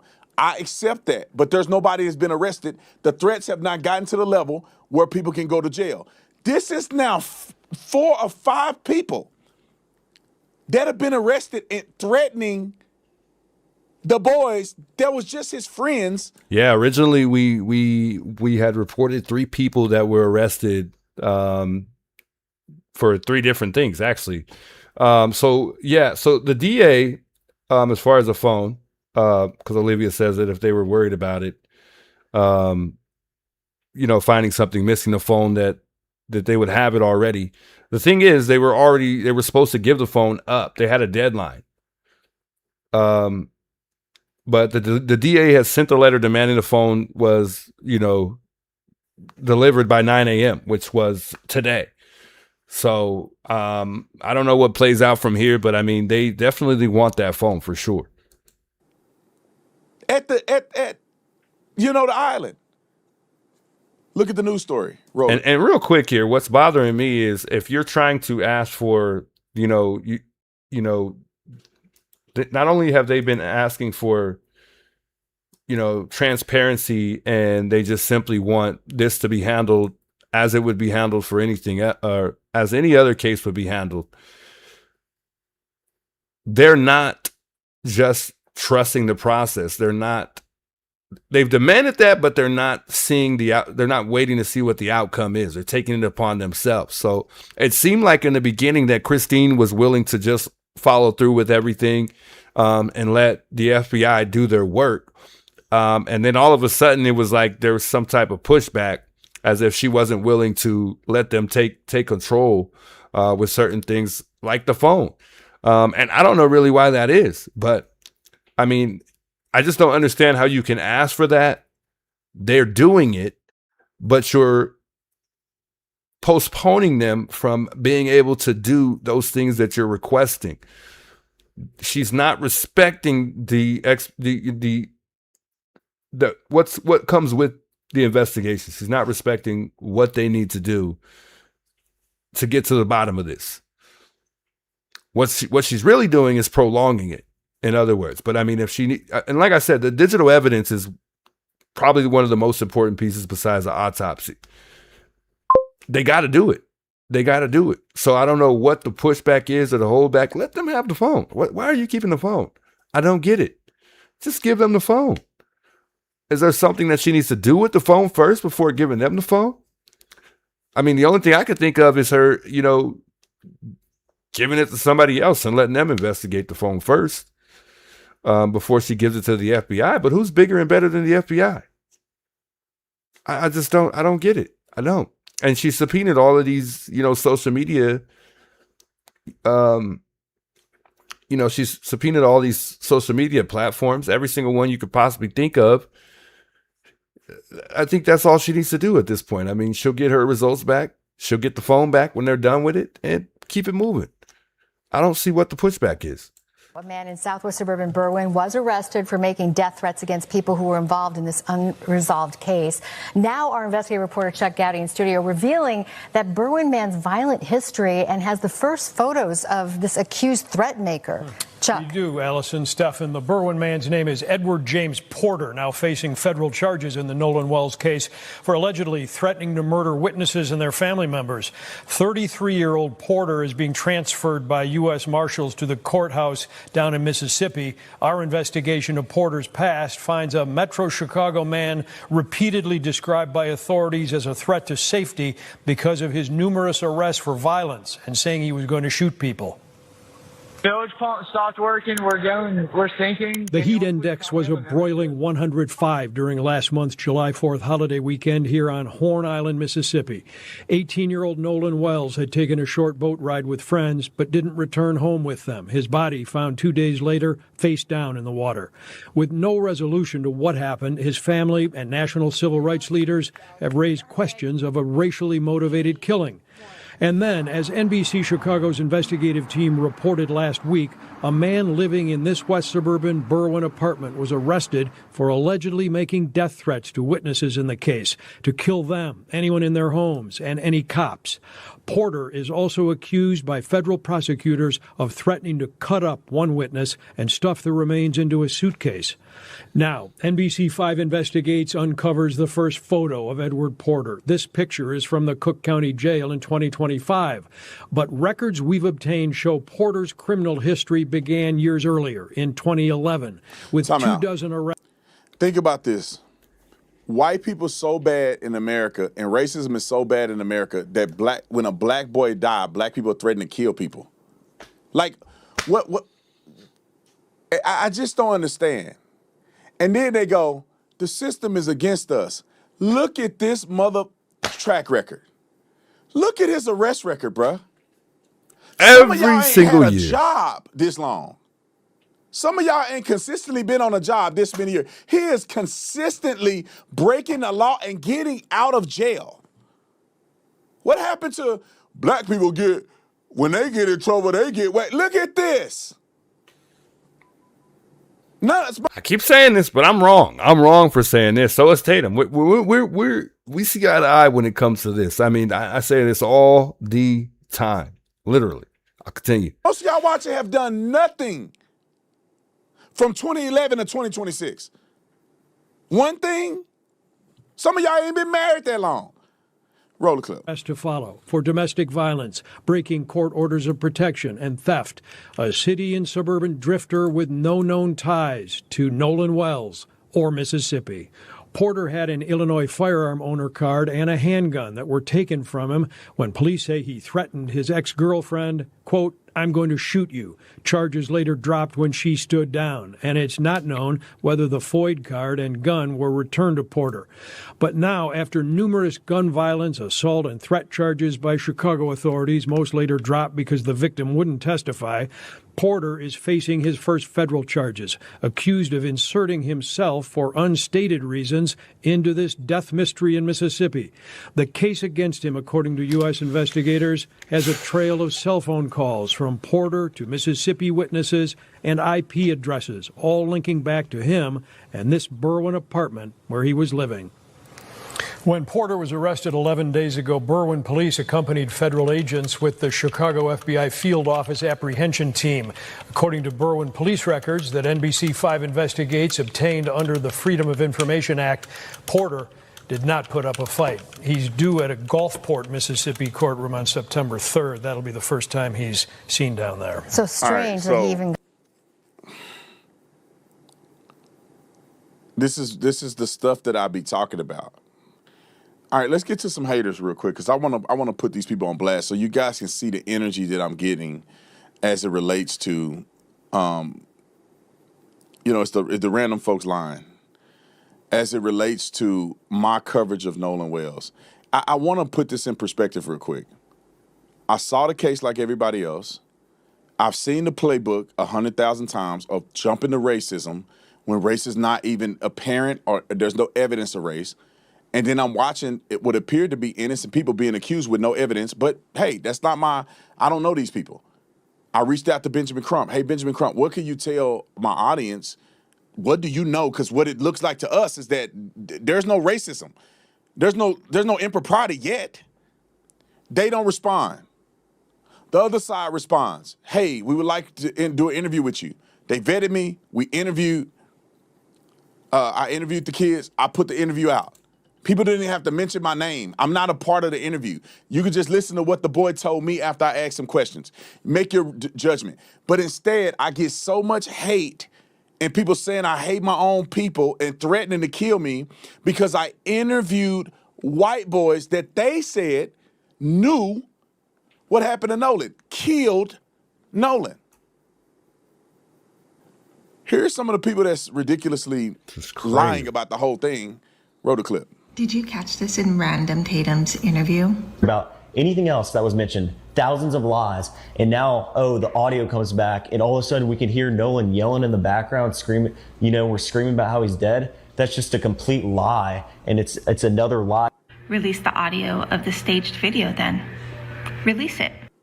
That's a big slip up. It's a big mistake to say those words when you were actually there. We have the video. We played the video. The reason we don't play audio is because some people are saying things and they're not involved. And some of the things that they're saying is maybe embarrassing to them. And they're not involved in this. But Nolan is not on any of these boats that's in the video. To protect other people's privacy that have nothing to do with this case. That's the only reason why we haven't put the video out and played the audio. Because other people's voices are in it. People are talking in the background. And it's not reasonable. Look at this bald head heifer. Roll the clip. Officer Tatum, I don't with you. And you know that. I don't know why you even like my post. Did you think that I was coinciding with you? You gotta be out your rabbit ass coon mind. Let me explain something to you. The only reason why I use your screenshot is because you say it's always two sides to a story. The side that you on is Casper the Ghost, and you ain't over here with Aunt your mama. Let me break it down to your mother. Casper the Ghost is white and Aunt your mama is black. Let's talk about it. You want so bad to make these white boys to be innocent. But what about that black boy named Nolan Wells? Time out. I honestly believe that the white boys, in my opinion, the white boys and their family, in my opinion, based on what I've seen, I almost feel like they want justice for Nolan more than anybody else. They the ones putting themselves in jeopardy to do an interview, to tell what they know and what they don't know about what happened to Nolan. All right. All right, this bald head fool said this, but she used my content, and she was bashing people because they were mad at her, and she used my stuff. And the only reason she made this video, put up bald head self back on here. The only reason she made this video is because she was getting backlash from black people, and she couldn't handle it. This fool went and took my picture and put it up there and mentioned that people cannot compartmentalize, and there's no evidence of a crime in this Nolan Wells case, which is consistent with what I'm saying. But then she get backlash and want to do this. This why y'all ain't ever gonna be nothing. All right, continue. Not her. Do the next clip. The black community knows when it comes to the king of the...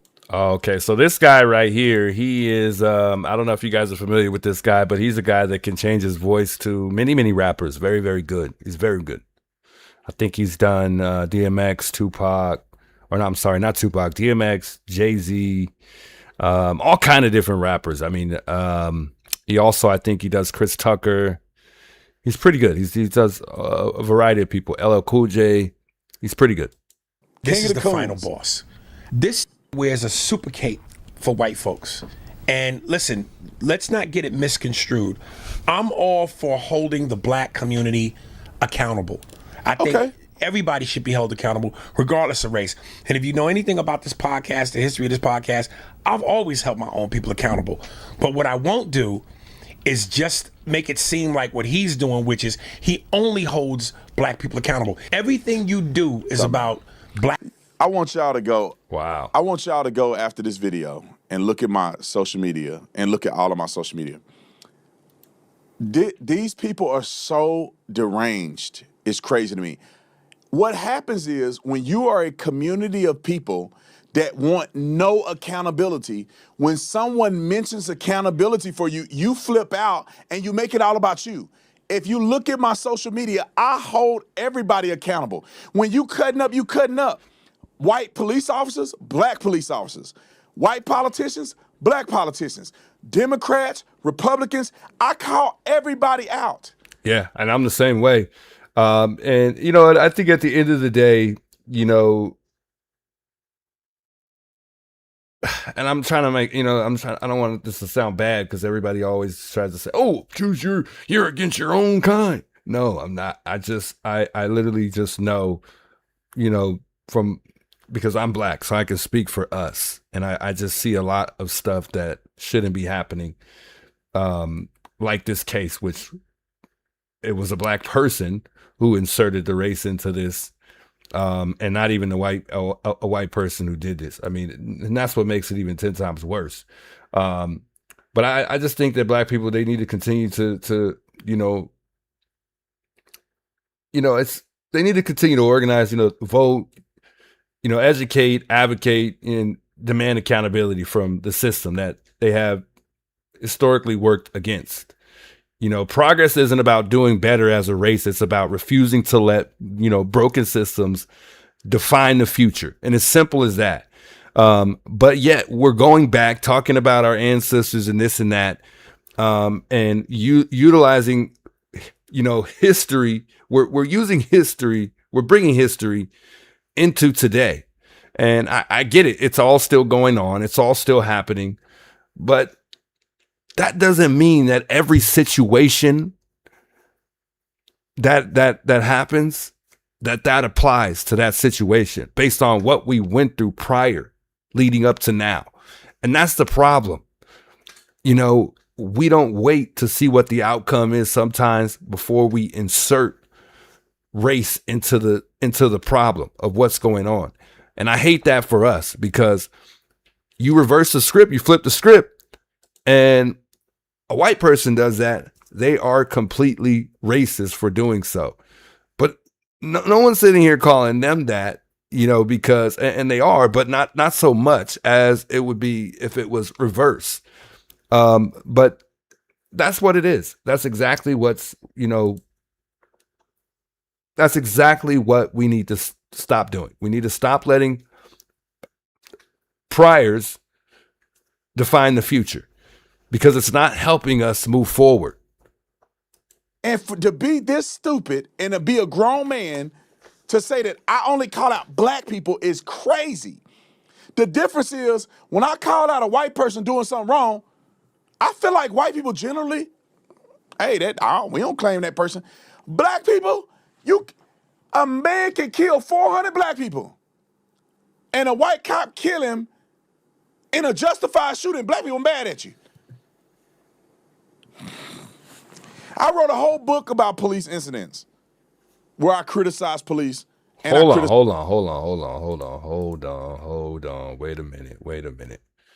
Gemini, welcome, Gemini. I appreciate you tuning in here. Gemini says, I just hope the parents don't have to wait till decades like Emmett's mother to get some kind of justice. The problem is, that's the problem. That's part of the problem. There might not be any justice. And I know for those of us that are really, really for sure that this was a murder, no, we simply hope that they get closure. We don't know that there is going to be any justice, because we don't know that anybody's responsible for what happened to Nolan. So that might not be the outcome. Justice might not be the outcome. And it seems like, to me, it's starting to seem like they're not willing to accept what might be more possible than this being an actual murder. I don't know. I really don't know. I can't call it. We just don't have enough evidence on the table, but it's important to get the ball moving, turn in the phone, because otherwise we're just waiting, and it's going to be just it's going to continue to be the controversy that it is. But in order for us to figure this out, that phone needs to be turned in. The autopsy's already done. Final. Boom. We get to the grand jury and get to the bottom of this. It's over. Suspects. And these ignorant Negroes can't help themselves but say, all they do is talk about, I wish we could pull up my Instagram. I know we can't. We don't run out of time to do it. Scroll down my Instagram. Hold on. Is there a way to pull up my Instagram up and scroll it? Probably not. Let me keep talking, and then we can try to stand by. I just want y'all to see the perspective of what's going on. On YouTube, we're covering the NOLAN WELLS case, so most of it is about NOLAN WELLS. But the general rule of thumb of what I do on social media, and I'm going to let y'all be the judge when we scroll the Instagram, and you tell me, out of all the breaking news clips, do you see it just being holding black people accountable? God of mercy. But roll the clip. Shame. Is some of it warranted? Absolutely. But both sides. I don't know what it is about white pussy that make you forget who you are. And I'm not against interracial love. Love and loyalty is hard to find. So wherever you find it, love it, embrace it, do your thing. But not at the expense of you kicking the shins out of black people and pulling the rug from under us. But the black people I do support, they can't, they blind. But see, this is ignorant. This is what we don't need to be doing. This is ignorant. Tatum's wife don't have anything to do with this case. He don't have anything to do with what he's talking about. None of that. I don't know why these comedians, because this is the second comedian now who's inserted his wife, his white wife, into the situation as if that has anything to do with what he's talking about. That's crazy to me, man. That is crazy. She can't even speak for him if she wanted to, because they're two different races. But I mean, this is what I'm talking about. And they're not even willing to, he's not even willing to empathize. He just jumps straight to conclusion. He's not even doing his research. He's not even doing that. That's crazy to me. And like he said, go check his Facebook out. Go look. I mean, he's reading both sides of the fence. He's coming at both sides. He's coming in at all angles. He's not taking anybody's side. He said it when he was interviewed by Chris. He just said it the other day. To it. All the black Republicans that I campaign for, that I support, that I endorse, that I celebrate, they hate them. So those black people don't count. All of the black men that I post about that do incredible things, all the other black conservatives that follow me, that we share each other's content, they don't count. They not black. They don't count. If I support them, I love them, I elevate them, they don't count. These people are so stupid. Do we have it or no? Can we do it on the computer here? I could honestly say though, to give credit where credit is due. I mean, he's also been willing to almost join almost anybody and everybody on their platforms. I could probably email Tatum right now, and there would be probably a good chance that I'd get an interview with him versus anybody else, for sure. I mean, this guy's been interviewing with almost, it seems like everybody who's reached out to him for an interview, they've gotten that interview. I've even seen streamers as small as me getting interviews with this guy. I mean, and that's awesome to see. I mean, he's got well over 3 million subscribers. I mean, and a lot of times people, on another level like that are very difficult to get on your channel. I mean, but you'll be surprised, I guess, a lot of people that would be willing to let you interview them, but it's not that easy for some people. But I mean, this guy's been willing, and that's pretty cool.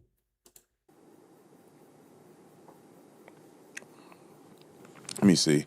Let's keep going. Let's go A6. The MAGA effect is in full effect. Let me tell you why. We just saw the interview with Officer Race Batum Tatum and now the four boys, which is insane. So here, number one, here's how the MAGA effect works. They have to first become the victim and convince the whole world that they are the ones that are being victimized, right? Not so much. Now they're going to sue the world. They can't do a GoFundMe because that's not going to work. They have to do a Give, Send, Go because that's the only platform that will let people like this actually grift off their best friends unaliving. It's them against the world. What do they think? They're Tupac? Not. They're no Pac. Now, they have that bogus ass. Oh, man, I can't with these people, man. This is crazy, dude. I love seeing these videos, man, but dang, I mean, come on, people. Give, Send, Go because that's the only platform that will let people like this actually grift off their best friends unaliving. It's them against the world. What do they think? They're Tupac? Not. They're no Pac. Now, they have that bogus ass list of influencers and media and all these people trying to get justice for their best friend. They've raised $165K. That is not enough money by a long shot to sue like all 85 people they want to sue for defamation. By the way, you cannot sue for defamation until this process is completed and we actually know what happens to know if anybody is actually lying. Now, they go on the conservative Officer Race Batum Tatum's podcast. They have TMZ now playing in their pocket. All MAGA-driven media, ABC, CBS. It is all about the optics that are being orchestrated, allegedly, by somebody else. We don't know. Now, they say there's no race involved. There's no race involved in Mississippi. This is like going to the Playboy Mansion with a bop and everybody says you're the one who dirtied the grotto water. Does anybody believe in that? It's you, Mississippi. Wow, we continue to see people hung, people killed in Mississippi. You're still playing in our faces like Mississippi doesn't have a disgusting history? Now, everybody is focused on Horn Island, and literally, Nolan is being buried every single day over and over instead of focusing. Right, and what's stupid is, just because Mississippi has a history, why does that mean that factor plays into this specific situation with Nolan? Why do we have to assume going forward that applies to this situation? That's what I don't get.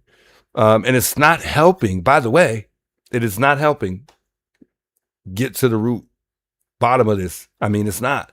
It's only stirring the pot, causing a whole lot of controversy around this thing. And it's taking the focus away from people focusing on Nolan himself, just simply finding the justice that this family supposedly deserves, right? Or the closure that this family deserves. It's not doing anything at all. But again, we don't know if the outcome is going to be justice. We don't know that. But the main focus is closure, and that's what this family deserves. But even the mom has found herself distracted from that. She's taken it upon herself to go online and get back at people who have came at her, and I don't think that should be the focus right now. That's not something that she should be worried about right now. There's so many. I mean, come on, she's a celebrity now. At this point, you already know what comes with that. You already know. So you getting back at everybody and trying to debunk everything that you possibly can, or certain things that have bothered you, isn't helping continue to keep people focused, because all you're doing is causing more of a mess because people aren't buying what you're saying. Now, of course, there are going to be some people who are buying what you're saying, but that's not going to be everyone. So that means don't even bother. Don't even bother, because it's not helping anything. It's really not. So I think at the end of the day, I think the only time she should really be posting is if she's doing whatever she normally does on there, and updating us, just giving us information that as far, if they want to, and that's at her own discretion. She doesn't have to give the world anything. She doesn't have to, but we appreciate it. And I mean, the world wants that for sure. But we got to stop setting the expectation of what the outcome is going to be before we actually get to the actual outcome. Sometimes we got to wait. And that's just how it goes when a case like this is being investigated. It's a process. And I get it. I mean, the boys were lying. They're white. He was hanging out with a group of white boys, but that doesn't mean that the authorities are going to handle it the same way because of the way the situation presents itself. That does not mean that. And again, as most investigators would do when they come out, can't say that about Sheriff Nanos in the Nancy Guthrie case, but this sheriff, when he came out, he did state that it was no signs of foul play at this time. He did not say that was the ruling, as if that's what it's going to be moving forward, that we're going to brush this under the rug and forget about it and put it all behind us. That's what happened. But the world twisted this all up into people thinking, well, not the world.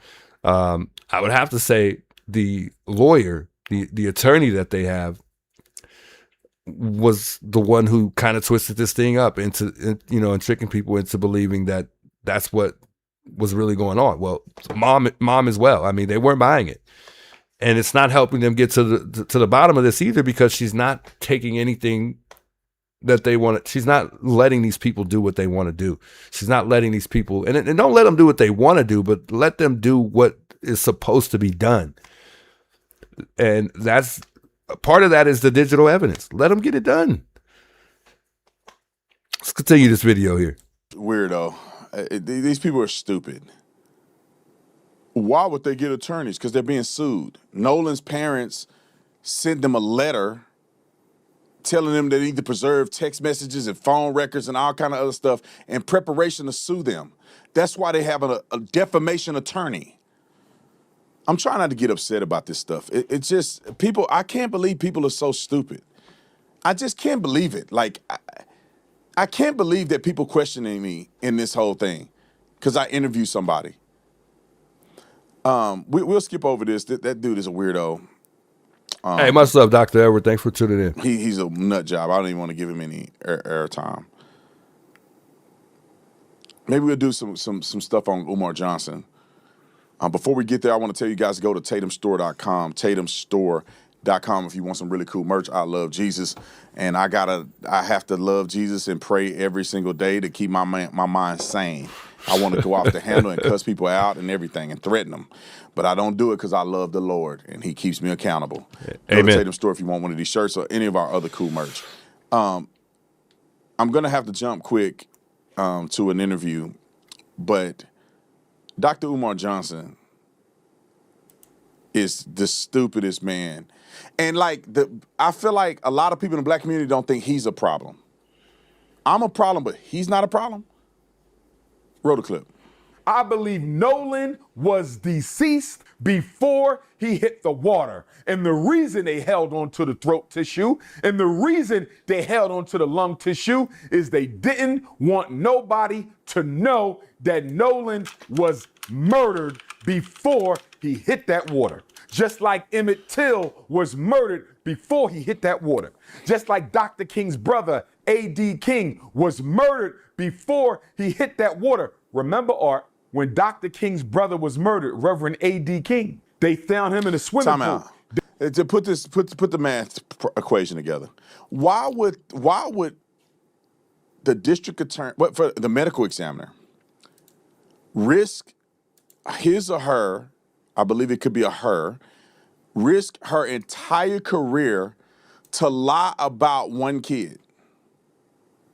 And we already know that Warren, whose stepmother is a judge, wasn't there. Jax wasn't there. Morgan wasn't there. Bart has an attorney and he's suing out of all y'all that lied on him. He had nothing to do with it. So we know all the boys that they put out on the media. Katie, it appears Katie has nothing to do with it. Everybody that they put out there in the media seems to have nothing to do with it. So why would the medical examiner lie, risk her career and go into prison to lie about one kid? That was an incredible kid that everybody loved. That it appears that nobody did anything to. He just drowned. Let him finish. They ruled it a Justice, I don't know if she's necessarily suing the boys, but I think that she's pretty much warned them that that's what's going to be the outcome. That's what's anticipated for a civil lawsuit. They basically sent them a letter to instruct. They want receipts to preserve the evidence. So they warn. They've warned them of anticipated civil lawsuit. So I don't know if that process has started, but the targeting lawsuit is the families Warren, Jax, and Morgan. So the three boys, which they're calling the trio. So the three friends who left the island without Nolan. But the thing is, they might be suing she could be possibly suing the wrong people because they're saying that they're not the ones that Nolan wasn't on the boat with them. So I don't know how she's going to sue them if they're able to prove that they weren't on the boat with Nolan or Nolan didn't ride in with them. So they might need to shift focus on some other group of boys that Nolan may have rode with. That's the thing. But we'll see. We'll see. I don't know. I don't want to say it for sure because I don't know exactly, what's going on behind the scenes. But from what I've seen, based on the research that I've done, because I can only speak for myself based on what I've done, Other people you may watch may know or think they know. I know that she's warned them that there's some lawsuits coming. If, I don't know. I don't know though. And the three boys are all, everybody's suing at this point. Everybody's in the process of suing or they're getting ready to sue somebody. The boys are suing for defamation. So they got some lawsuits against several online individuals. So, we'll see. So, but bottom line, Christine is preparing to sue the families of the teens who were with Nolan on July 4th, and specifically those three boys. But from what I know, the lawsuits have yet to be filed yet. So we'll see. They might have been filed already for all we know. And she's also, filed a wrongful death suit, I believe. Who that's on specifically, I don't know. We haven't even got to the bottom of it. So I don't know how that's going to be. I don't know how she's going to successfully sue these people. I don't know. There was a statement from I was trying to find the actual statement from the sheriff that made the statement of there being no signs of foul play. And I had a difficult time finding that exact statement. So if you guys find the actual statement, let me know. But I could not find the exact statement. So I didn't want to get on here and say the wrong thing because I could not find it.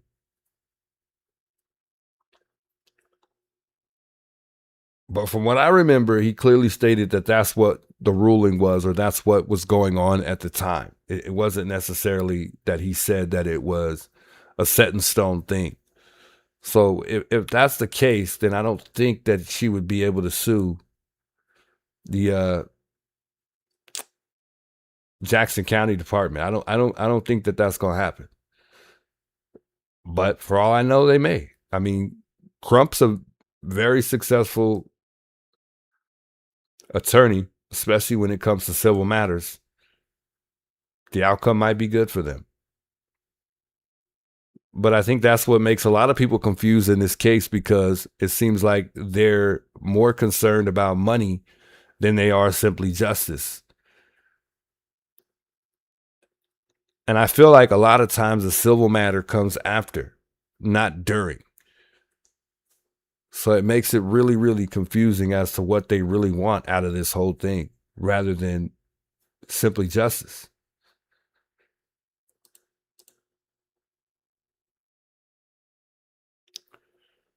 Missy says, I knew an adult, make and great swimmer. He was drowned in a riptide in Florida. He was a great man that lost everything in an instant.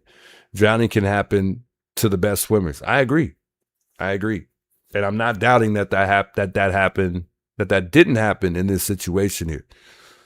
I'm not doubting it at all, because if he was left on that island and it's true and they can prove it, then who knows what the outcome was for Nolan Wells? Who knows?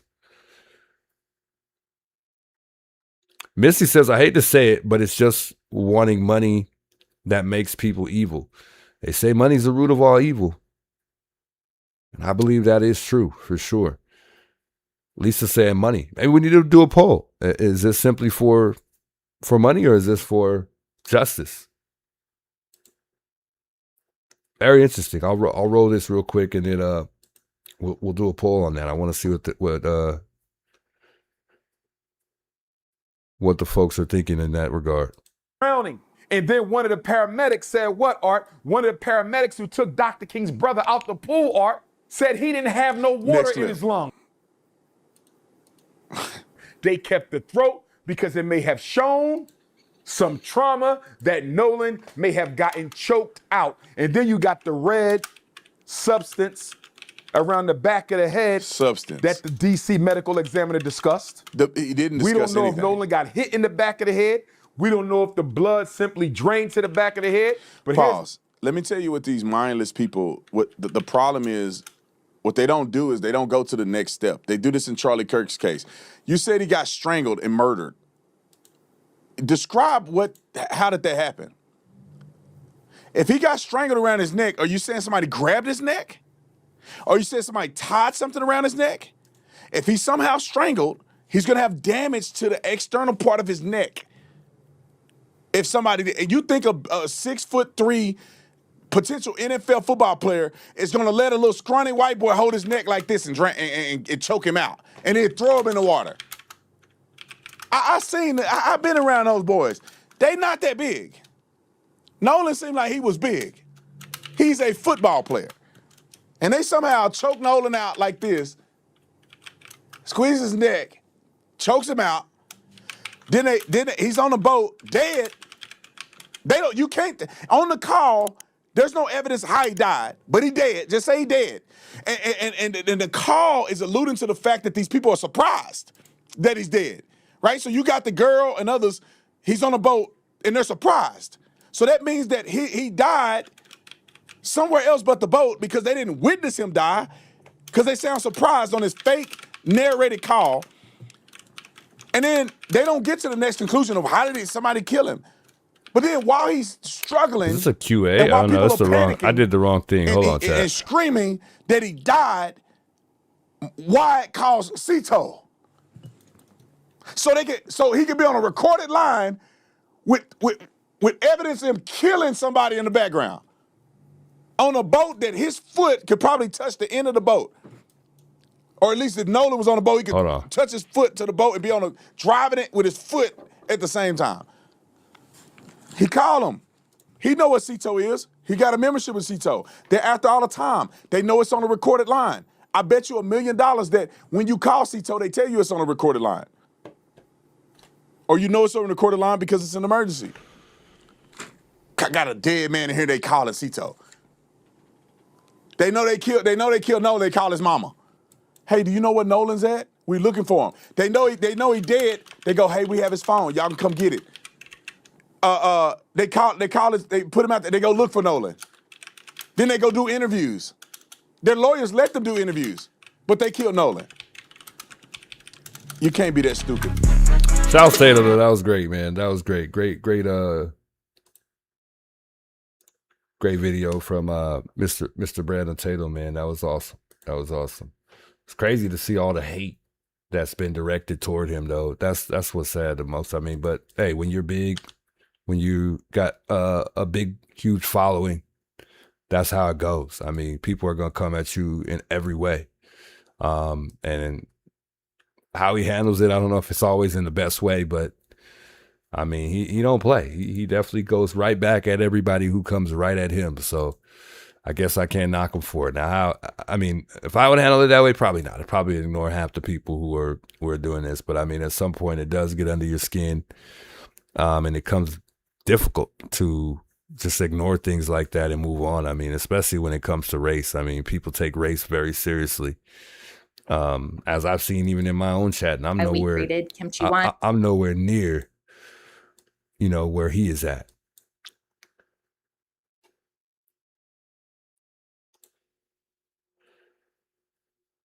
When throwing out lawsuits while laying your son to rest.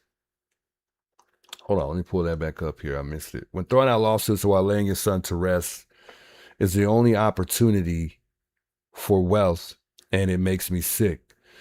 Yeah, and I really, like I keep saying, I mean, if that's the case and the mom is just simply wanting to get out of this, some type of financial gain, that is going to be so ugly and awful. I'm going to be very, very upset with her. I really am. I mean, that is so awful just to even think about. I hate to even bring it to anybody's attention that could be possible. I really hope that's not the outcome of this situation here. I really do. And I hope that they're able to get to the bottom of this phone situation once they get this phone.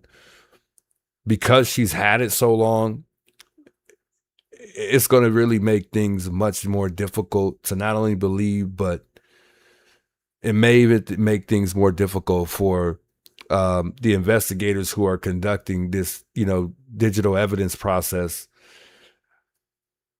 I really hope that that phone wasn't tampered with in any way. Not only that, another interesting thing that I have to mention. You know what? I'll ask you guys first.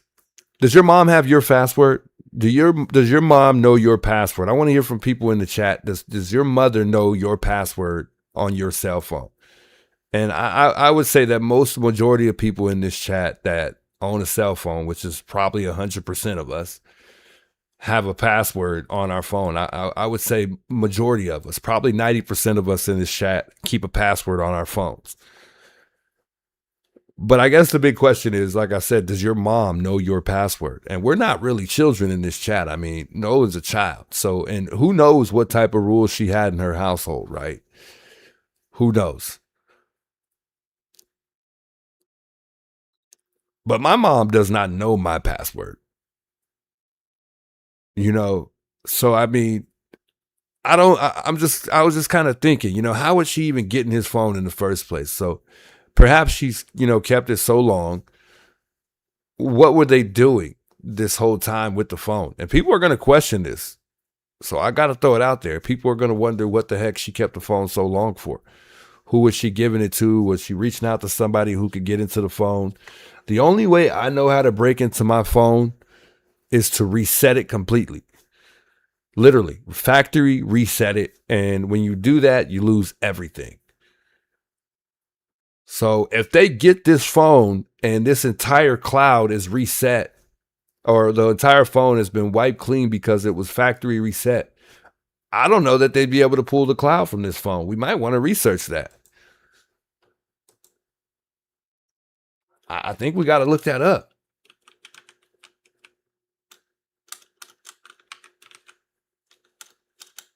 And I'm just questioning to see, I'm not saying that she's done that. I'm just saying, if that's the case, is it going to be difficult, or are they going to be able to pull anything in this cloud? I got to look that up.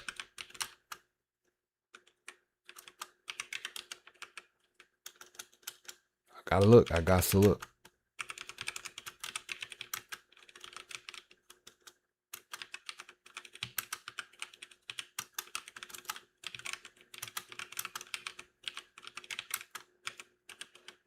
Gotta see.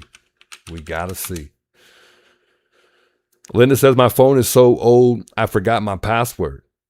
No way. I mean, my girlfriend knows my password. That's the only person that knows my actual password. And I feel like somebody should always know your password just in case something happens to you in this type of situation like this. I'm pretty sure that's crossed many people's mind in the chat. I mean, it crosses mine. I mean, I would love for somebody to have my password. Perhaps something happens to me.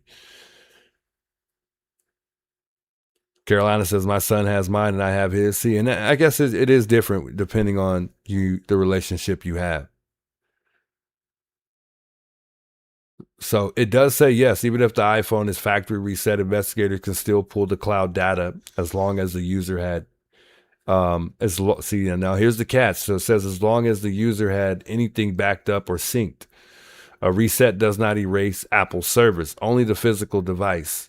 Okay, so that makes sense. So they'll still be able to go in and pull this cloud. Factory reset erases the phone, not the cloud. A factory reset wipes the device and returns it to the hello screen, as we know, for those of us that own iPhones. And I'm assuming that Nolan has an iPhone. So a factory reset wipes the device and returns it to the hello screen.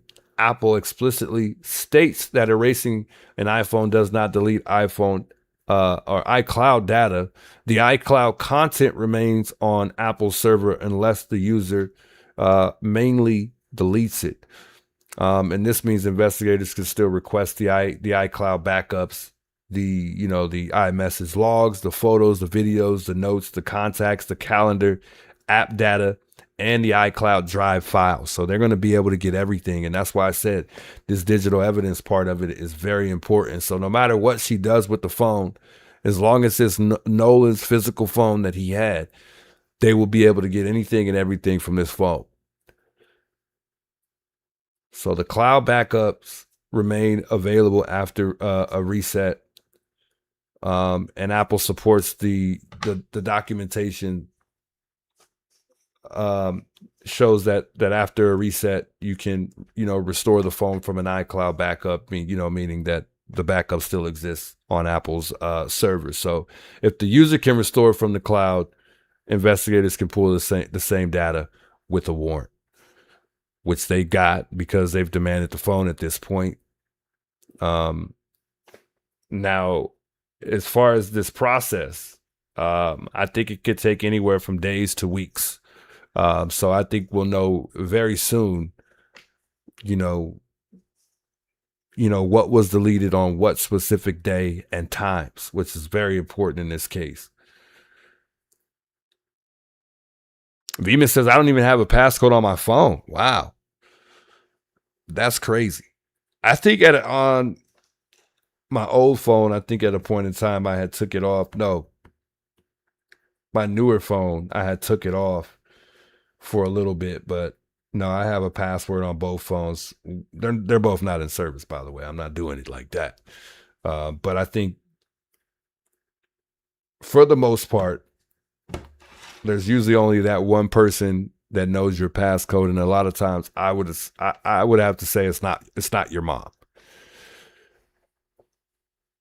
You should always share locations with someone you trust. I agree. And Life 360, like I mentioned before, is great because I was hit by a college student last year and it notified my daughter immediately. By the way, today's my son's birthday. He turned 2 years old today. I'll let him know everybody in the chat said happy birthday. He is 2 years old. It's crazy. So glad you got off, Juice. Well deserved. Man, me too. I appreciate that too. I appreciate you guys supporting me. And all due to that and prayers, I think the outcome was great. Although I shouldn't have never been in that position anyways. So it looks like we'll be back out at Nancy's. Not hanging out all day. Like I said, we'll go out there and just maybe walk the neighborhood maybe tomorrow. That's if we reach our goal tonight. I don't know. No, I'm joking. We'll probably still go out there tomorrow and maybe just walk the neighborhood, just to go through the neighborhood, test the waters. I'm sure I'm not going to get arrested or go to jail. Criminal Network went back out there and nothing happened, but still, I'm not going to get my hopes up. But I'll take my paperwork with me. There's no conditions at all whatsoever that says I can't go back out there. Even though they lied to me before and said that I was never not allowed to come back, they still ended up arresting me and taking me to jail. But I'm not going to be there just hanging out for hours. I maybe go out there for like an hour and then just get out of there. 2 is pushing it. And if it's 2 hours, I'll walk the neighborhood, though. I'm not going to just stay in front of Nancy's for, 3 hours like I did before. And not only that, the memorial site is gone. So it's unfortunate. So we may go by there tomorrow and then check out we might stop by KVOA too. I should have joined JLR downtown today, man. It was lit downtown. It was jumping down there. Baby Juice will be grown before you know it. Yeah, I know. You're getting big. You can walk around there. You won't get arrested. Nah, I don't think so. Jenny Big Welcomes, by the way. Yes, of course. And I wasn't even going to tell anybody this, but yeah, I'm definitely, as I've been saying, we're definitely going to start shifting to focus on the civil matters. So we'll see.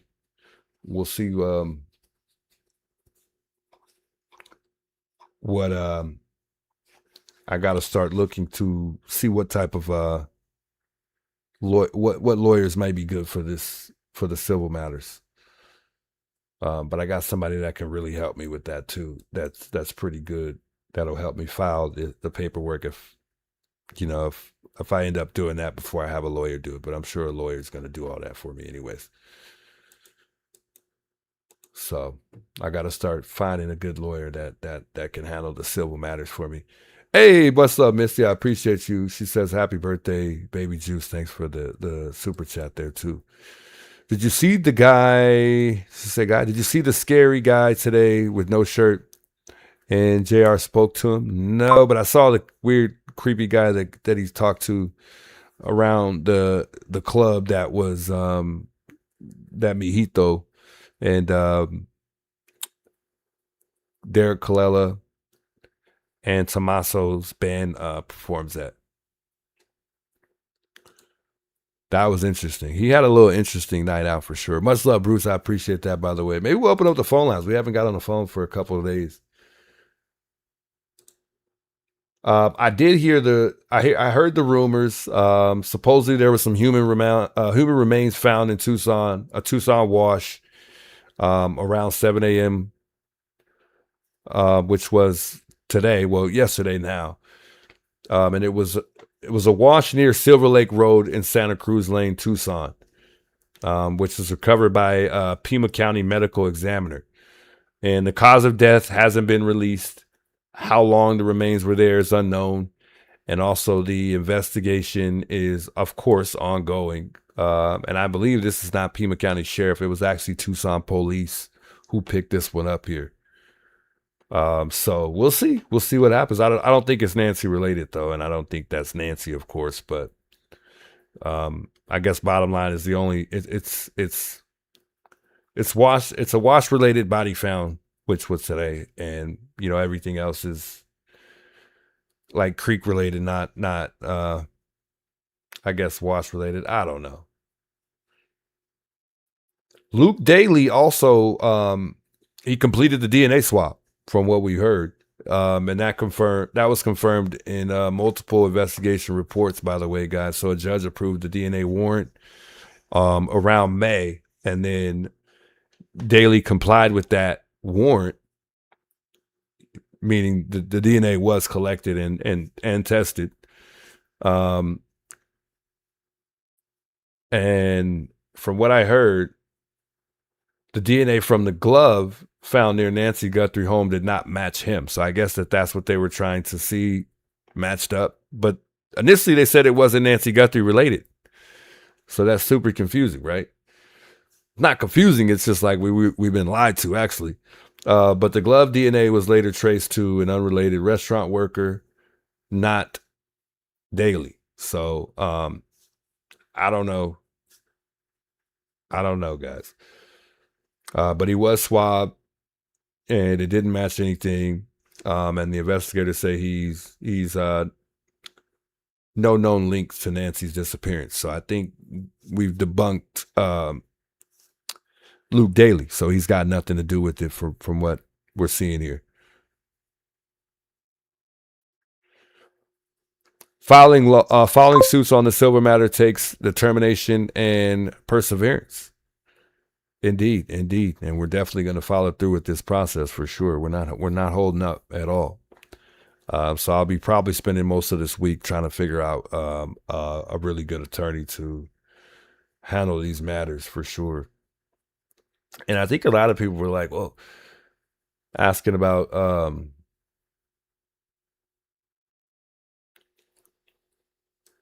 the attorney fee money and whatnot.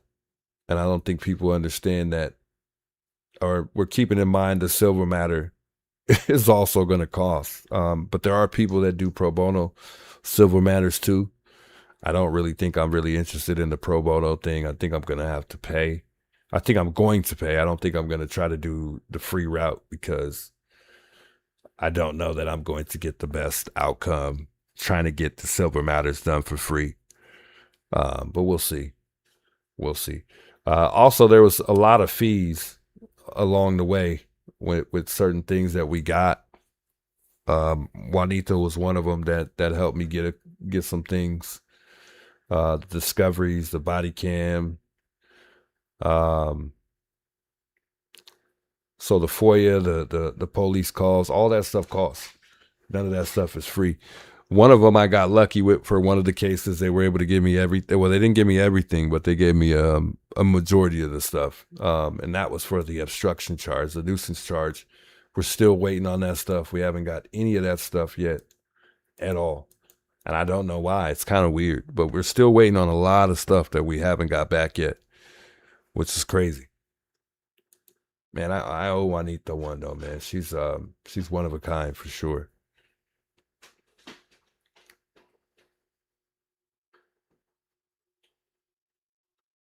Poor Nancy. Yeah, indeed. Meow mom. So anyway, I'm gonna play this video real quick, guys, and then I'm gonna open up the phone lines if anybody want to call in. Feel free to call in here. It's Friday. We got all night. I don't know what the plan is tomorrow. It's my son's birthday, but we don't have plans for the birthday yet. We're probably doing something next week for his birthday. Just because I'm gonna be honest, funds are tight, so we're probably gonna do something next week. So I'll be free tomorrow to do whatever I want to do. I'll probably spend a little time with him, of course, and then maybe go out to Nancy's. So I don't know if I'm going to Nancy's for sure, though, guys. I'm just saying. But I will be trying to get out and about and probably going by KBOA for a couple hours tomorrow. I'm gonna play this clip real quick. Or not even a clip, this video. It ain't about. It's very interesting. I like this video right here, and then we'll open up these phone lines here. Black and white, this side or this side. Just be honest with the public about the investigation. Y'all haven't given over the phone to nobody, not local police or the FBI. They're getting ready to present evidence to a grand jury. They don't have a phone. What the agreement was that the DA's office, and this is the Jackson County DA's office, as well as our forensic team, and possibly the FBI, were going to together download and Juice, did you compensate Juanita? No, I owe Juanita. I really do. No, she's not asking for anything, but I do owe Juanita for sure. She will be compensated, that's for sure. She definitely will. Yeah, so no, I didn't give her. I guess I can't disclose that information. Good question. That's a really good question. I didn't really compensate her, I guess. I can't say that. I can't say that. But definitely on my end, it's definitely coming for sure. But we're not done, man. We got some work to do. I got work to do. And I know she's gonna be able to help me too. So, but I do owe her one. I mean, we spent some time together. You know, she spent some time helping me with the, you know, with some of these with these two charges that I had though. So most definitely owe her. I know Criminal Network as well has sent love her way. I guess we could say that. But even if I felt like I compensated her a little bit, which I don't feel like I did at all, you know, I'll just say I haven't. So anyway. examine the phone. So there's a press conference that Benjamin Crump had at the NABJ, the National Association of Black Journalists. Now, I want y'all to put your thinking cap on, and I want you to, if you were a betting person. No, she doesn't do it for the money. And like I said, I haven't compensated her at all, and I need to. So that's just the bottom line. I definitely owe her that. Especially because of her, you know, not only helping us, but I mean, she gave us her time, and she could be doing many other things, to be quite honest. She doesn't have to help any of us handle any of this. So. Do you think I'm welcome at that place? I'm just saying, because it's funny that black people are mad at me for doing real journalism. I'm not saying all, because we know the same black people know what it is. But why are black people mad at me because I interviewed, and then the black people didn't want to talk to me? Benjamin Crump and them, I reached out to them, they didn't want to talk to me. And then the other side reached out to me, and we were open to do an interview with anybody. And they mad because I won't be biased for black people. That's called stupidity. No, I didn't do the poll. Sorry, I'll stop this again, guys. I didn't do the poll because I don't know how to do a poll where it does a multiple choice questions. I could do a poll and we could do a yes or no, but I don't know how to do the poll. And I'm thinking it's like a QA poll, but it's not giving me the option to divide up anything. So I'm not sure. I don't think anybody's asking for my PayPal. I didn't see that, but it's in the description. Carolina. It's in my description. If you need me to post it, I can. But anyway, let me see if I could do a poll. I'm gonna watch this. I'll work on it while we're watching this real quick. But I don't know how to do it. I've never done a poll where I've done multiple choice. It's always been kind of like a yes or no poll. Same people that would invoke Martin Luther King is mad because I won't judge a person by the color of their skin. I'm judging them by the content of their character, and they mad.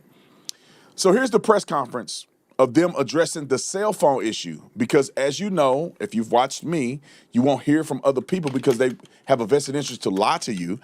But if you listen to me, you know that the family and the attorneys representing the family did not give over the cell phone to authorities for them to investigate and potentially make arrests according to accusations that things had been deleted from the phone. Here's their response in their special press conference at the NABJ. Roll it. What the agreement was that the DA's office, and this is the Jackson County DA's office, as well as our forensic team, and possibly the FBI, were going to together download and examine the phone. So it's done one time with everybody together, right? This is very common in the law. I mean, what you all may be more used to is when there's a terrible car accident, and then there's an examination of that car, and everybody comes together one time. They don't move that car around, and everybody does their own thing. This is what is supposed to happen. We're waiting for the DA to determine the time, the place, the date. Let us know, and we are going to be there with our forensics team and anybody else, but it's done one time, one examination. We're ready for it to happen. All right, so they alluded to Nancy Grace. If you're out there, hey, Nancy. They don't have the phone. They haven't given the phone over. Clearly, I said it on your show, and now everybody else can hear it. Let me tell you why this is nonsensical and why it's hypocritical in part and why it frustrates me. Y'all got to think, I'm not looking at this where I'm on team black or white. I'm just Brandon Tatum observing what is happening in this case. Why would she give an analogy of a singular car accident where they do an examination of that car accident one time? Well, the autopsy is not a one-time occurrence. You guys had a secondary autopsy done. Why can't you give the phone over to investigators and then have a second extraction done for your people? Why do you have to wait a month? Like, the thing is I don't know what the prosecutors are evaluating in this situation, but this cannot be precedent that's set that a family get a chance to say, I don't believe nothing that the state does, and we need everything to be delayed and evaluated with our team and their team on every single case that happens in the state of Mississippi.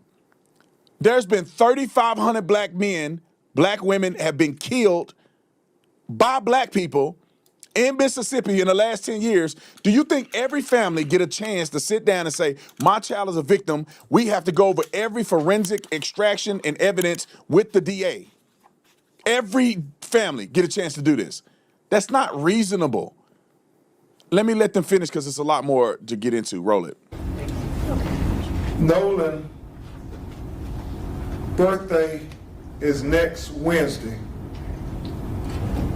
Yeah, it is. I mean, I agree. Chris talks, but I'm just being honest. I'm a very straightforward guy. I mean, I don't mind sharing that with y'all.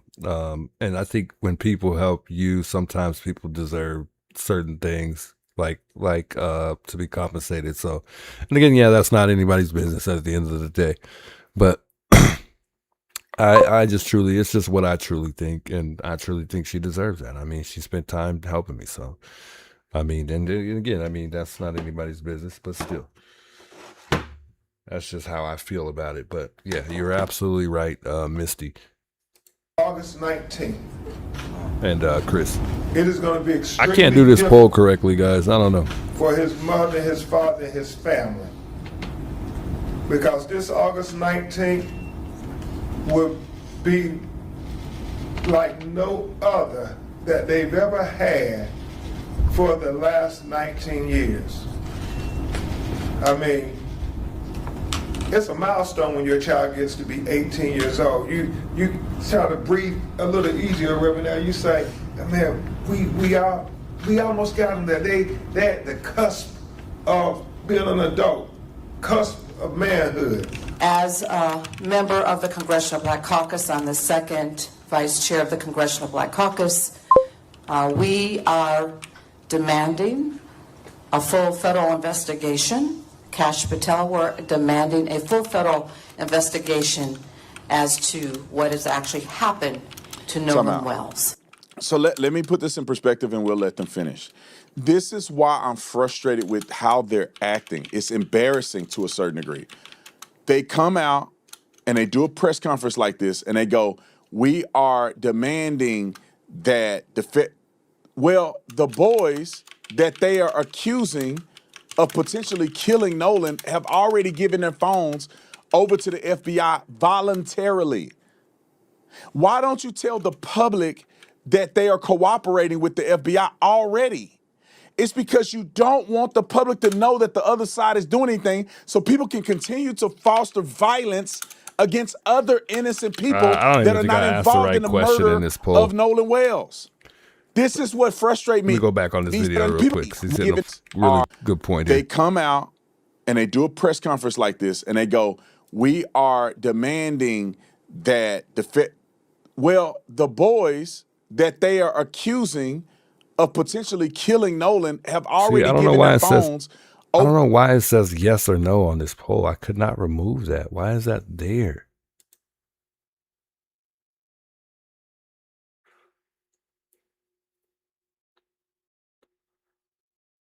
Anyway, y'all get the point. It's all right. We'll leave it. That the boys that they are accusing of potentially killing Nolan have already given their phones over to the FBI voluntarily. Why don't you tell the public that they are cooperating with the FBI already? It's because you don't want the public to know that the other side is doing anything. Right. And that's what I'm trying to do. I want to do the A, B, or C when it comes to the poll. And I guess it doesn't have to be in multiple choice numbers, but I mean, I'm trying to do it to that point, like what you're saying, but it's not giving me the option to do so. So it just says poll and then it doesn't let me divide it up like that. And then it's still yes or no. And people are voting yes or no. Like this is not a yes or no question. So I would say just answer the in between money and justice part of this poll. It wouldn't let me delete yes or no. So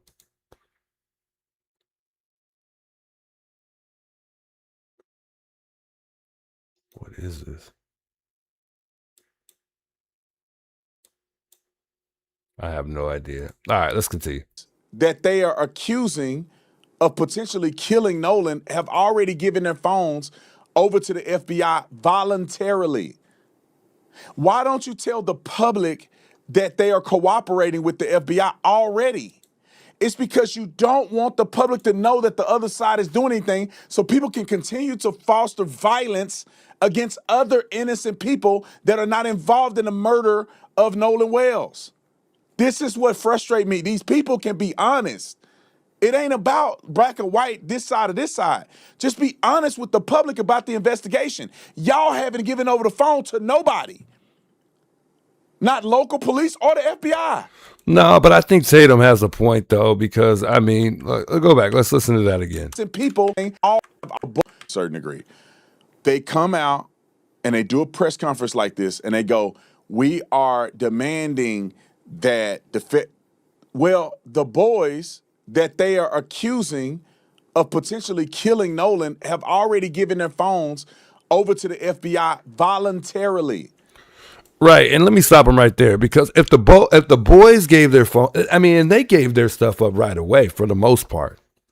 What's stopping her from giving that up right away? I mean, I just don't get that. And either way, they should still be complying, even if they don't feel like it's going to be handled in the way that, you know, they think it's, you know, going to be handled or supposed to be handled. They should still comply. I mean, it's not like they're going to make it look like, and I think that's what the parents think. That's what Christine thinks, that they're going to make it seem like that evidence isn't there in the phone, that they're going to still rule it in the way that the sheriff ruled it initially, as like they're working together and they're intentionally doing this to her, or doing it because it's a race situation.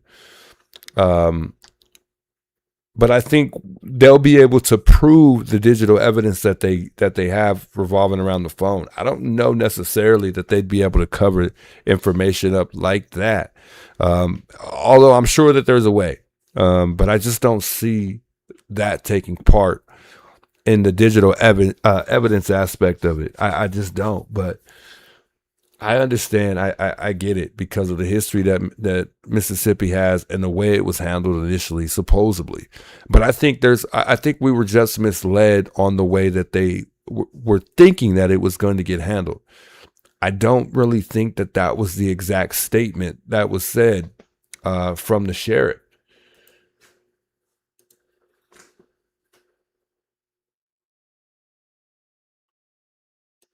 Why don't you tell the public that they are cooperating with the FBI already? It's because you don't want the public to know that the other side is doing anything, so people can continue to foster violence against other innocent people that are not involved in the murder of Nolan Wells. This is what frustrates me. These people can be honest. It ain't about black or white, this side or this side. Just be honest with the public about the investigation. Y'all haven't given over the phone to nobody. Not local police or the FBI. They're getting ready to present evidence to a grand jury. They don't have a phone. They may very well have determined that, or may not be able to determine that anybody did anything to Nolan. But if there was something deleted from the phone that is a crime of tampering with evidence, people will go to jail. But they're getting ready to present to the grand jury with no phone.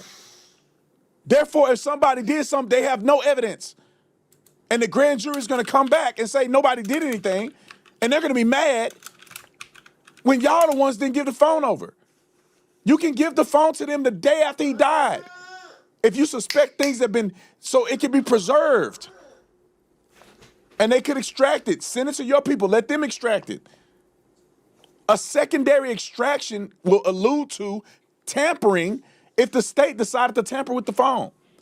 Good point. Good point. And they would be in so much trouble. And then she would have a reliable lawsuit. And that's what I'm saying. I mean, if money is, you know, if money is what they want in this situation, if it's what they truly want, that would even make it even better for them to wait for the outcome of the situation. Not only that, they're still going to conduct their own investigation at the same time. So they're still going to be able to get to the bottom of it regardless, to the point where they'll be able to figure out whether or not that they've been lied to, or whether or not that it's been handled in the way that it should. Due to the fact that they think that it's going to be a cover up, or that's what they're, you know, doing. They're just trying to brush it under the rug, whatever. I think that they would be able to get to the bottom of it and figure all that out. So complying, I think, would be in their best interest with everything that they want from the mom. So, and I think Tatum is right.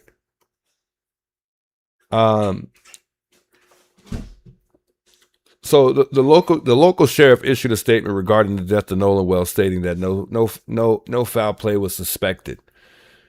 Even that small comment tells me that it was, you know, he's not specifically saying that that's what is the concluded, you know, it's not determined that it's at conclusion, that that's not the final result. I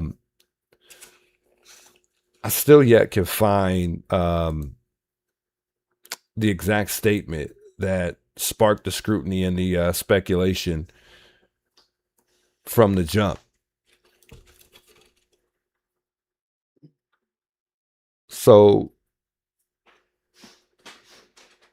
let me see. I'm looking for it here, and I don't see it.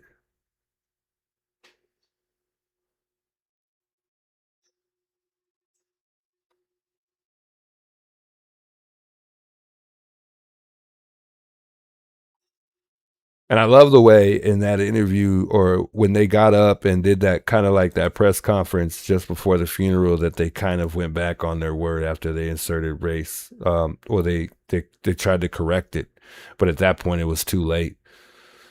I don't know why it's not giving the exact statement. It's not like anywhere to be found.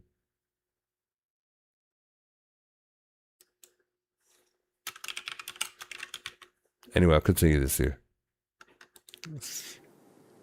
It frustrates me that our country is divided because people are stupid and evil.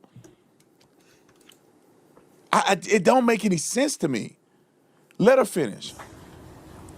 We want to make sure that every stone is unturned because his life matters. All of our children's and our families' lives matter. And we must fight back. We must stand up and we must demand accountability for this family's loss.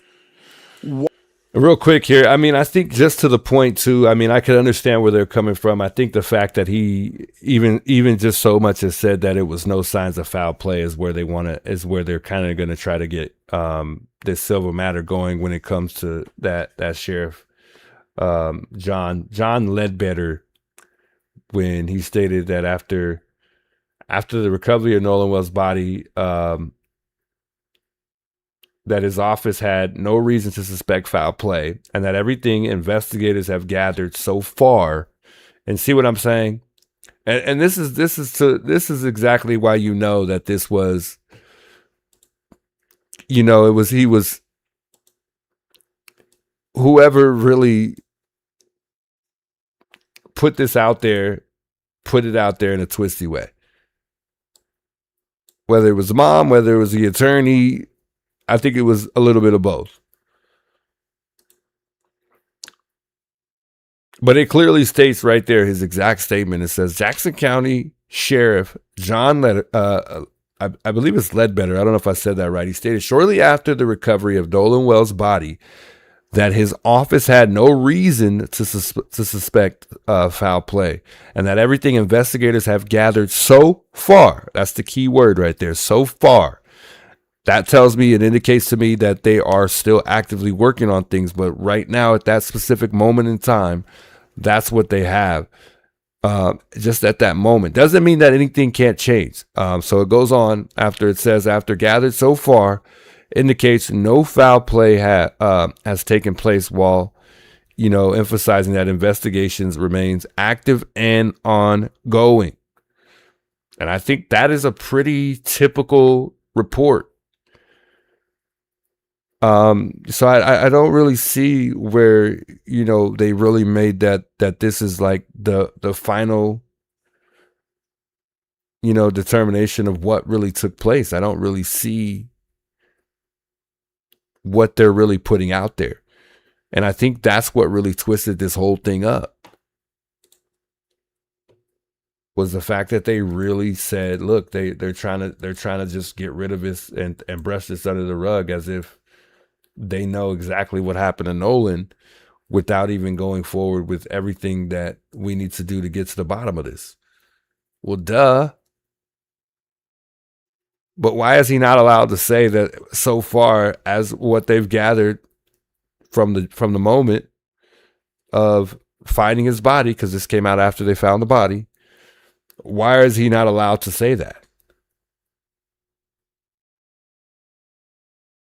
And the way they made it sound in the beginning, I'm like, you know what? Yeah, this does sound. It kind of sounds like the way Sheriff Nanos handled this in the beginning of the Nancy Guthrie investigation.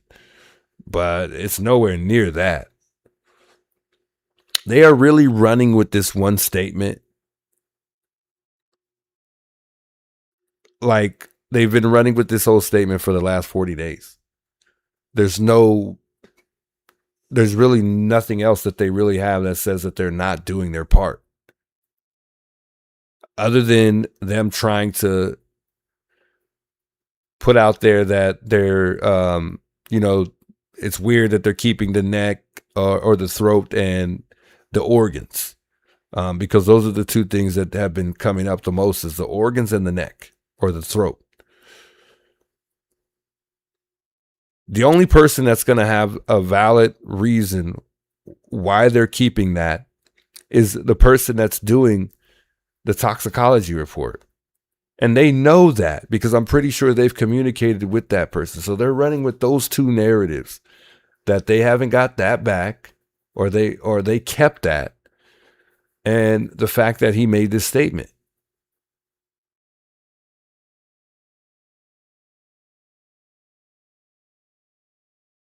Oh, and yeah, I guess we could throw that in there too. I mean, he was face down when they got his body. The Cito audio is smoking guns. I agree with that tone, but I mean, it's not. That was doctored though, from what we're hearing. We're hearing that was not legitimate. Not only that, guys, we really in reality have not got the original Cito call. I mean, until it really comes from the actual, actually law enforcement, we can't really say that that's the original call. I mean, we have reliable, news media outlets who have released that audio call, which is our way of confirming that that's legitimate audio. But we really haven't got any updates that, that has determined what audio is actually legitly original audio. Or have we? Because I haven't heard anything.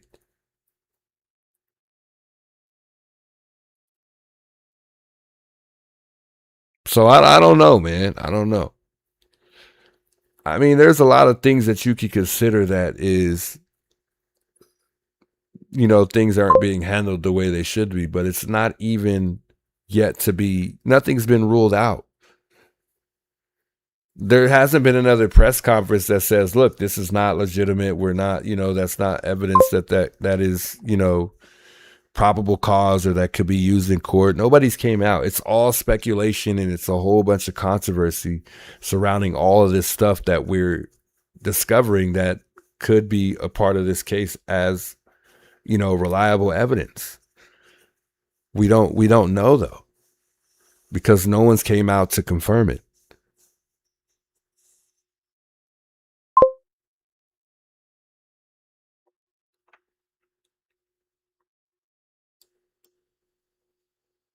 Why are you demanding accountability when there is nothing that has happened that will lead you to believe that they're not doing a fair investigation? If I sit here before Benjamin Crump and say, what have they done that's unfair? They lied and said that the sheriff made a determination. He cannot. It was the day they found his body. He did not make a determination. Why are you lying to the public? He said, at this point, we do not have evidence of foul play. It appears to be a drowning, but there needs to be an investigation. That is what was said. But they get on TV and they blast it out there like, look, he already made a determination and nobody know no. It's impropriety because at some point in history in Mississippi, black people were done wrong. So therefore, every investigation is false. Every white person is wrong. That's not fair or reasonable. Let Stu Head give another statement. Roll it. It's about the evidence, nothing else. And this family has always said from day one, even when I called Reverend Allen, we talked to him, they have been consistent. We want to know what happened to our child. Everything else is just, it's just clickbait and everything. It's about what happened to our child. Black press, NABJ, we need you now more than ever to keep everybody focused. What happened to this 18-year-old black teenager in Mississippi? Because there have been questions when you look at the history of the Deep South where young black people are unalived and nobody ever gets any answers. Well, we want Nolan Wells not to be like many others that came before him. And that is why, as I said earlier, August 28th, All right. the anniversary. And this bobblehead is going to talk about marching somewhere. They're marching. They're demanding the FBI. They're demanding accountability with no evidence that there's no accountability. They're doing an investigation just like they do with everybody, other 35 other black people that have been murdered. Why are you insinuating that they're not? So let's dig in a little deeper here. So for the autopsy report, they were intentionally removed, first of all, because the medical examiners routinely remove those things. So it's routine for them to remove those specific parts of the body. The throat structures, the organs, the soft tissue samples, and the bone sections. They kept them for microscopic slides and toxicology, histology, further testing, chain of custody evidence, and preservation. And I guess the critical part is that they're supposed to document every single item they retain.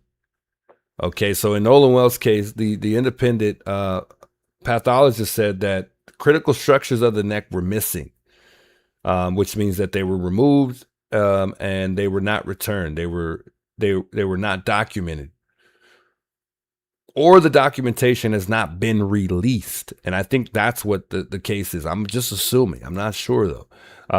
But it's highly irregular in a contested death. So this is what makes it really interesting. They were removed during the first autopsy and discarded. Okay, so the tissue is considered non-evidentiary. The examiner decides it's not needed. The organ is damaged or decomposed. The ME follows the internal protocols that allow disposal. But in the suspicious death, especially one involving possible drowning, possible neck trauma, possible foul play, discarding the entire throat is not normal. If this happened, it would be, I guess it would be a procedural failure. So they removed for the testing, but never preserved.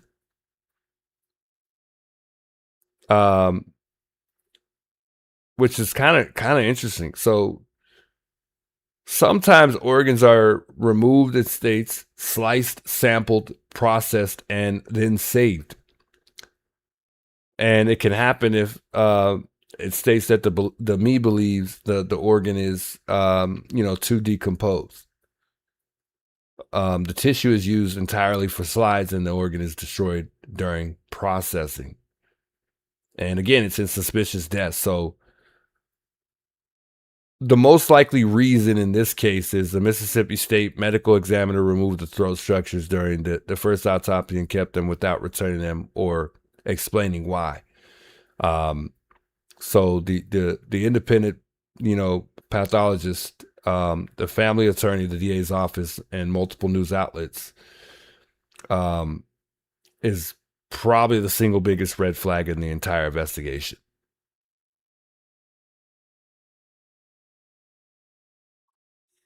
So, and that's only because the throat tells you that if, somebody was strangled or, they inhaled water, or like if the airways were blocked, and if the drowning is, if the drowning's possible, if foul play occurred, or if, there was some trauma.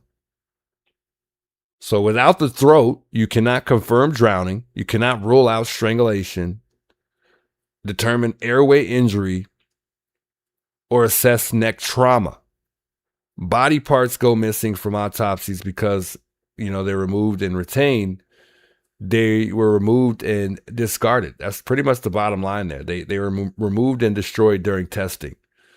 So in Nolan Wells' case, the throat structures were, all of these things removed, returned, not returned, not documented publicly and critically, to, determining how he died. So that's it sounds bad, but which it is, but that's only if, you know, this is all happening, like literally. I mean, we just don't know because it hasn't been publicly stated. You know, it's all sealed stuff that we just don't know. We don't know, you know, why they removed it. I would assume because it was all like decomposed and they weren't able to get anything from it because of that. Whether or not that they can prove that, now that's going to be, I think, the biggest thing. So, I mean, we don't know the certain things that they, you know, I just don't know what the scope of practice is necessarily for, you know, a toxicologist. I don't know how they document stuff to, you know, prove the good reason or the actual reason.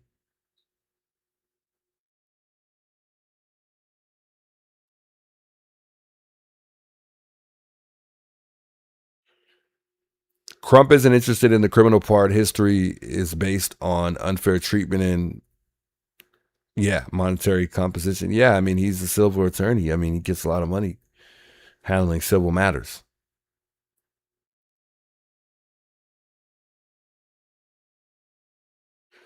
Nina says 3 weeks ago, Brian Ensign interviewed a pathologist and she explained everything about removing parts to send them for further investigation and preserving them afterwards. Nice.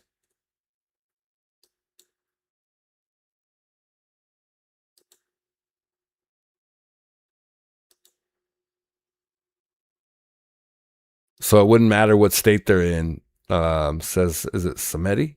I don't know if I said that right. So, I mean, if they're able to, I mean, I don't know, guys. It's a tough situation because we don't know what's happening behind the scenes. Only the family members know whether or not, you know, for this stuff that's been removed can still be examined, or it's been examined and they know what the outcome is.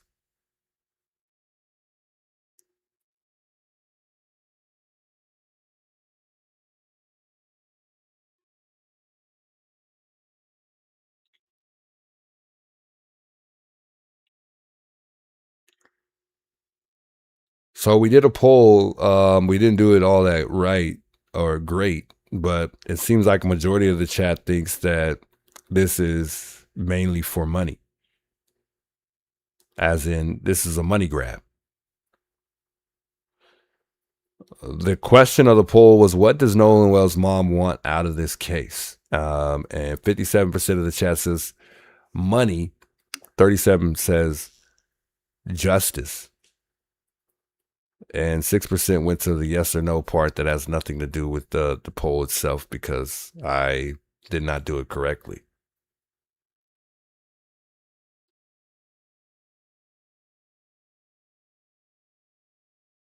Carolina, you're good. You're good. Share your thoughts. We want to hear everybody's thoughts. You're all good. Don't let anybody, you know, stop you from sharing your thoughts, or don't let anybody make you feel uncomfortable sharing your thoughts either. You're good. Don't even sweat it.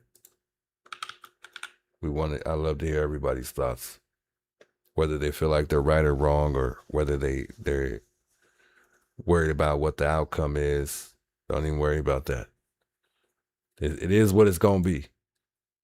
That is leading to chaos, drama, and division that does not need to happen.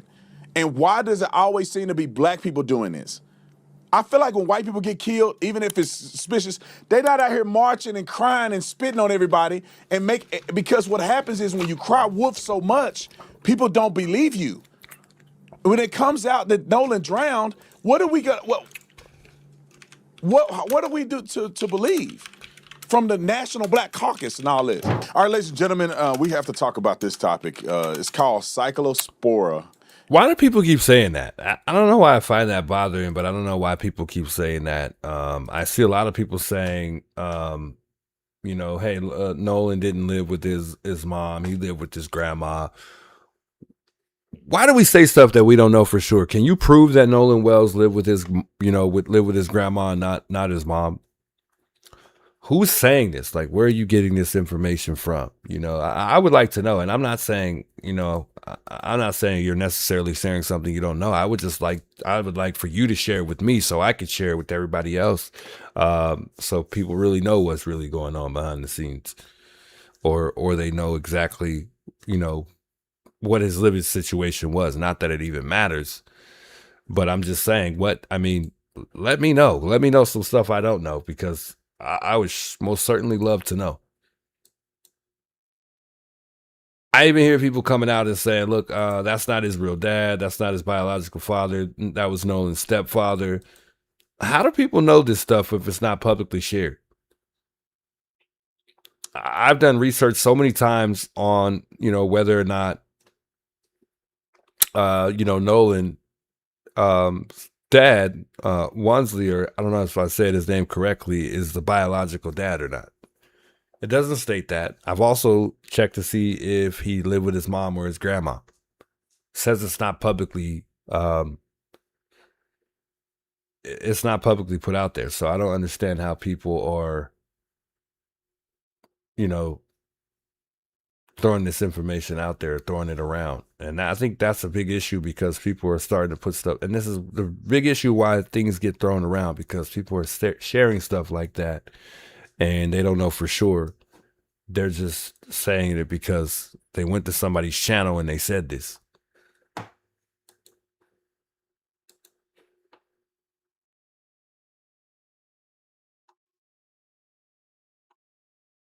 But my email's in the description, so if you know something like that, feel free to share it with me. But make sure it's like legitimate information from a reliable source, because we can't just be coming in chats and throwing information out there that we're not even sure of.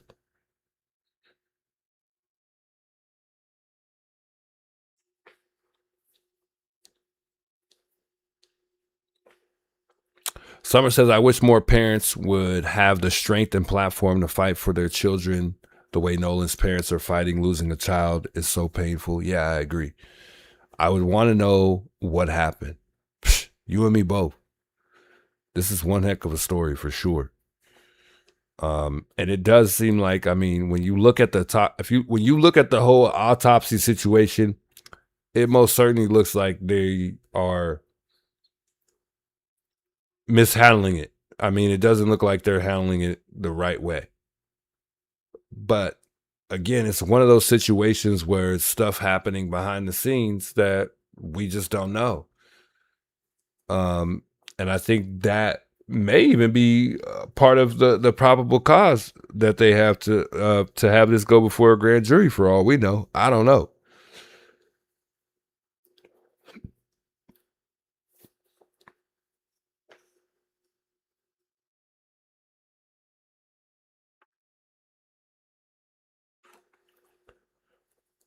Living Life says, why did the GoFundMe start before the investigation? Say what? See, now you're gonna have me have to look this up, because I've never checked the date. Let's continue this video here. And you ain't gonna remember the name of it, but just know if you eat something and you have explosive diarrhea, you probably want to remember this. This is one of probably the most viral foodborne illnesses that is going around the country. A lot of you guys have heard a lot of chatter about it. Let's pull up this. All right, so I think that was the end of the video there. But JLR, me, Alex. So JLR, Alex, and I, we all went out to Burger King. 857 showed up, and somebody was telling us not to eat lettuce. So I guess there's a big old thing going around about oh my God, what is it called? People are getting how do you pronounce the name, guys? I can't remember how to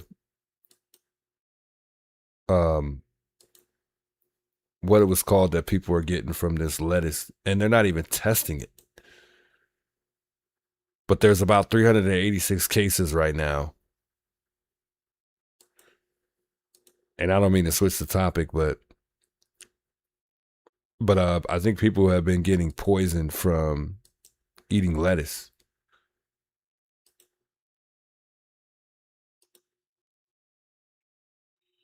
Which is insane, man. That's sad.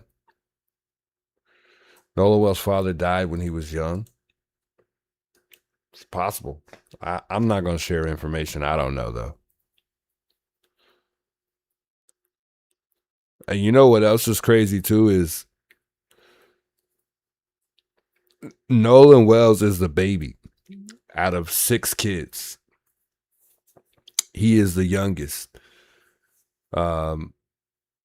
So I don't know what the situation is.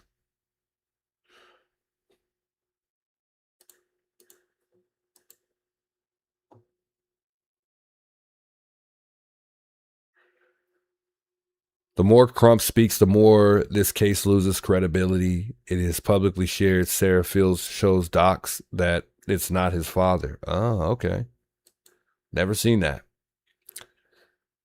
Don't know where Sarah got those documents from, but she could be right. I would love to see it. I try not to share stuff unless I can prove that it's true, or, I try not to just throw things out there that I don't have legitimate proof to prove that it's true.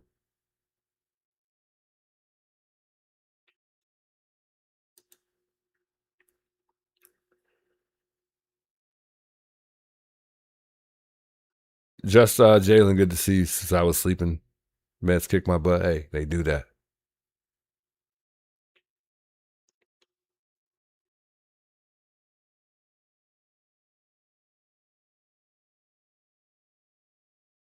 I hope you're feeling better. If you Parasite, that's right, Muddy. Thanks so much for that. I appreciate that. Yeah, I mean, that's going around at McDonald's and Burger King, Chick-fil-A's, Taco Bell. It's getting ugly, man. There's a lot of cases too. At least they're starting to get bad. And Tatum was showing it, and these are all of the, I think it's almost in every state from what we're seeing, which is crazy.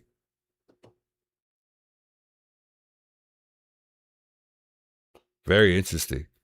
If you eat something and you have explosive diarrhea, you probably want to remember this. This is one of probably the most viral foodborne illnesses that is going around the country. A lot of you guys have heard a lot of chatter about it. Let's put up this chart. It appears that there's about 4,100 people just last week, according to the CDC, that has been, contaminated by this illness. And that brings the total to about 30,000 people that have it across the nation. Now, I know that people may think, well, it's 300 million people that live in the United States of America. But when it's you at work or on an airplane with uncontrollable diarrhea, I think it means a lot to you. And you know who they're going to blame, right? They're trying to blame RFK. Like they always do. They cannot be reasonable. They have to blame RFK for what's going on in this outbreak. So I want to talk about this because I think people need to know or have solutions for if this happens to you and you end up eating something that makes you ill.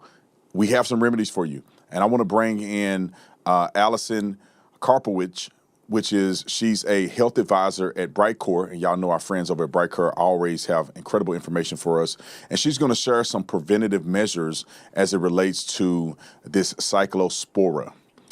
Allison, welcome to the show. Thank you so much for having me. This cyclospora outbreak is so much more serious than people may realize. People get giggly when they hear terms like explosive diarrhea, but the fact of the matter is over 1.5 million people die each year from foodborne related illnesses.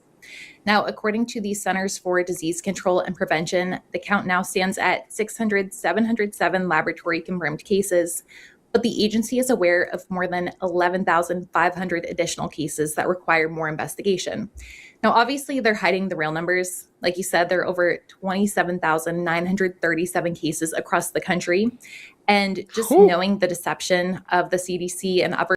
Sheesh. So crazy. Let's open up these phone lines here. Feel free to call in if you guys want to chime in on some phone calls here. Share your thoughts about the Nolan Wells case. If you want to talk Nancy Guthrie, I'm all for it. I'm open to anything here as we're winding down. And it's getting real late, so I don't think I'll be on too much longer here, but we'll take some phone calls before I get off of here. Phone line is, well, not up, but it's about to be. Officially up.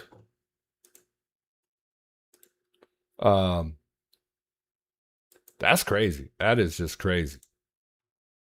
I cannot believe. I mean, but this was an issue before. I don't know if y'all remember, but I mean, there was an issue with the lettuce before. I can't remember if it was I don't remember if this was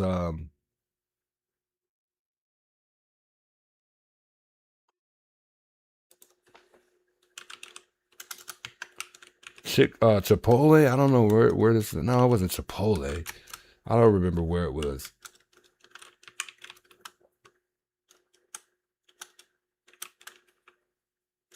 Somebody sent me a I think it was Allie who sent me this.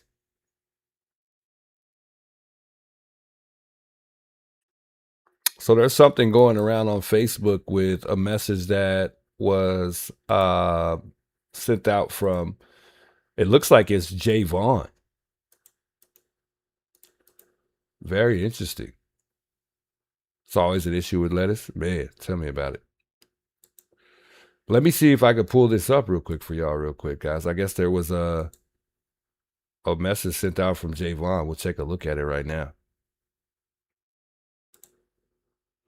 Now, I'm just showing it just in case it may come back that it's real and for us to all look at. We don't know if somebody might have tried to impersonate him. I'm not saying this is legitimate information from Javon or a legit text that really came from his phone or a post that he posted. I don't know. But let's take a look at it. Let's read it and see what it says. So it says that, and I don't know if this is from Javon or somebody talking about Javon. It looks like it. I don't know. I haven't read it yet. It says Javon was in our boat. Our boat was not full. And I think I've heard this one before. It says there was never a word that Nolan was needing a ride back. Javon had a little too much drinking in the island. And though he came back with us, his phone went back inside another boat. Wow.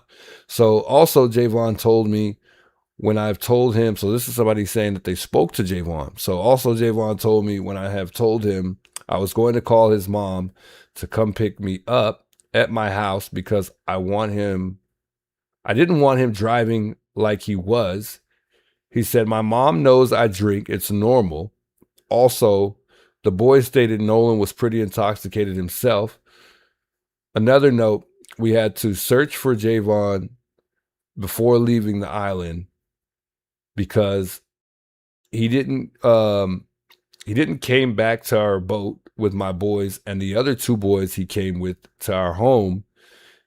He sure was hanging with Nolan most of the time there. And now knowing that he was best friends with Nolan since childhood, I assume Javon knows more because he was with Nolan most of the time. Somebody sounds like they don't even know for sure, that they're just stating an opinion. We left the island at 4 p.m. and Nolan was still in the island. I believe Javon's phone was in the same boat as Nolan's. And then it goes on more, but I don't have the rest of it. Sounds like somebody's just saying that they know something that they don't really know. Like they didn't really speak to somebody directly. Yeah, that's nothing. Just nothing. It's a nothing burger to me.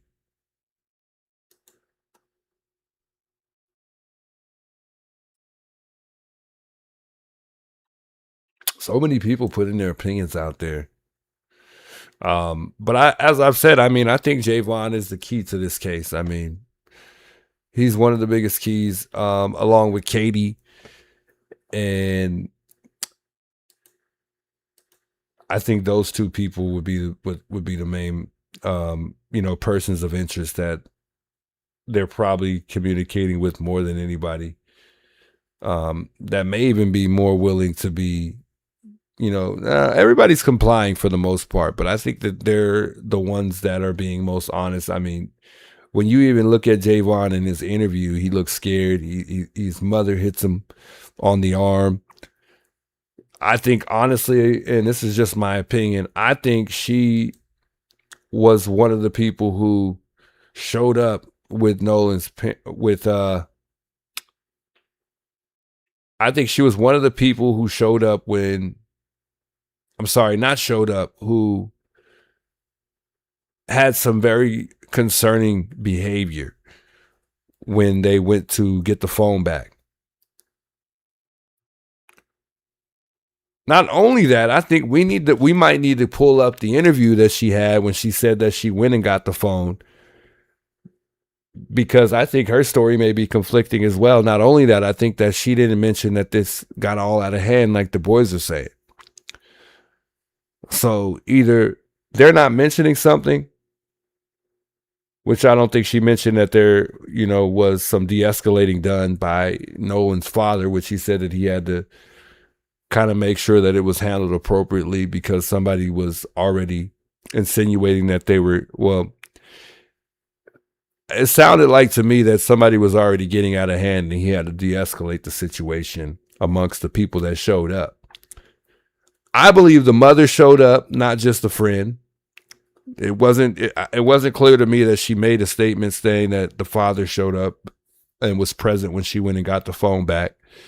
Maybe she did, and I just don't remember. And I don't clearly remember that she stated that there were several people that showed up like the boys are saying. They said that 15 people showed up. He said 15. He didn't even say roughly. He said 15 people showed up at his house trying to get the phone back, which is very inappropriate to me. I don't know if that's really, I wouldn't say that's inappropriate because that sounds like you got a family full of people who really care about Nolan. So I take that back. Let me hold my thought on that one. No. No, let me correct myself. Excuse me. No, that is necessary. However, if they don't handle it appropriately, it's not necessary. But then again, you do have to give them somewhat the benefit of the doubt, because if people are being lied to and you have somebody out here missing, you don't know if they're dead or alive. You're just trying to get to the bottom of it. And I would go crazy. I'm sorry. I have to empathize on that part because, look, I don't know what I would do if I was missing any of my kids. But if I'm being lied to and I know my kids somewhere out there, and just putting myself in their shoes at the exact time, not knowing those things, thinking, or hoping, having the highest hopes that, look, if I move quicker, I may be able to even save my child. My child may be out there alive. Lo and behold, one more day follows and the body comes up and he's dead. I could not process that. And man, my heart goes out to their family, because either way, this is a very tragic situation due to the fact that we lost somebody on a boat trip on the 4th of July. But I would be going nuts. I'm sorry. I'm not going to lie, I probably would have assaulted somebody that night for sure. I don't know. I mean, the moment Javon's, I got to give him his dad credit, because I mean, he must have handled it better than I would for sure. Because I ain't gonna lie, if I was being lied to, I don't know that I would have handled it in the way that they did. But being who I am today, I probably would have. I probably wouldn't have assaulted anybody, but thinking back or thinking through their situation, that's hard, man. That's hard. That is really hard. God bless them.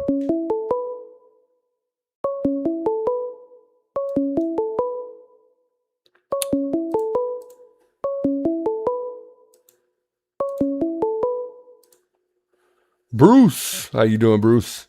What's up? What's up, up? Bruce? Hey, so, dude, I've been thinking about yesterday on your live that you were talking about when you were doing the interview, the Tatum interview with the boys, the Yeah. lawyer. And then we listened to the other, you know, the mother and the father in that group. And you said, you know, I think you said it was like, I don't know exact word, but you said that they're saying one story, this is another one. So I wanted to get your thoughts because I still think like just anybody, like I don't know about the phone, I don't know a lot about the case, but what I do know from listening the last several lives that we've done is stories aren't adding up. And if you really truly want justice, you should really have got, you know, gave the phone. But I wanted to get your opinion about that specific thing because they're saying that yeah one thing and then we hear something else. So what is your thought on that? Like the conflicting stories? Well, I mean, obviously, look, you and I are not going to sit here and say I'm not going to do it. I don't know who's lying, but somebody's story's not adding up here.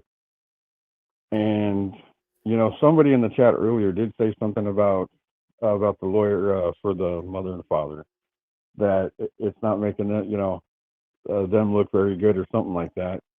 And you know, when we you know like when something happens like this or something happens where you have a bunch of cops and you have a bunch of different law enforcement people that's never been around that, they get nervous, things get said, and then maybe these people that you know have got nervous, maybe they say something there and then say something different totally, like in an interview.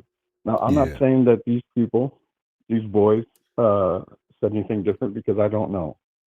But what I'm asking you is, what, what, what do you think?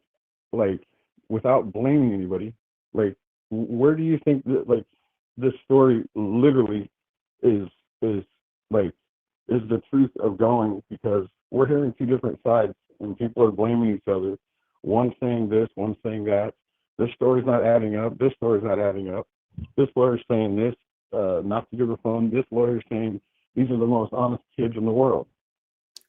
Yeah, I think the hardest thing is to like decipher the truth to really get there. I mean, it's really hard. I mean, I can't really tell who's telling what truth. I think some things that the mother's saying is truthful, I think, and then some things are not. I think everybody's conflicting each other's stories for sure.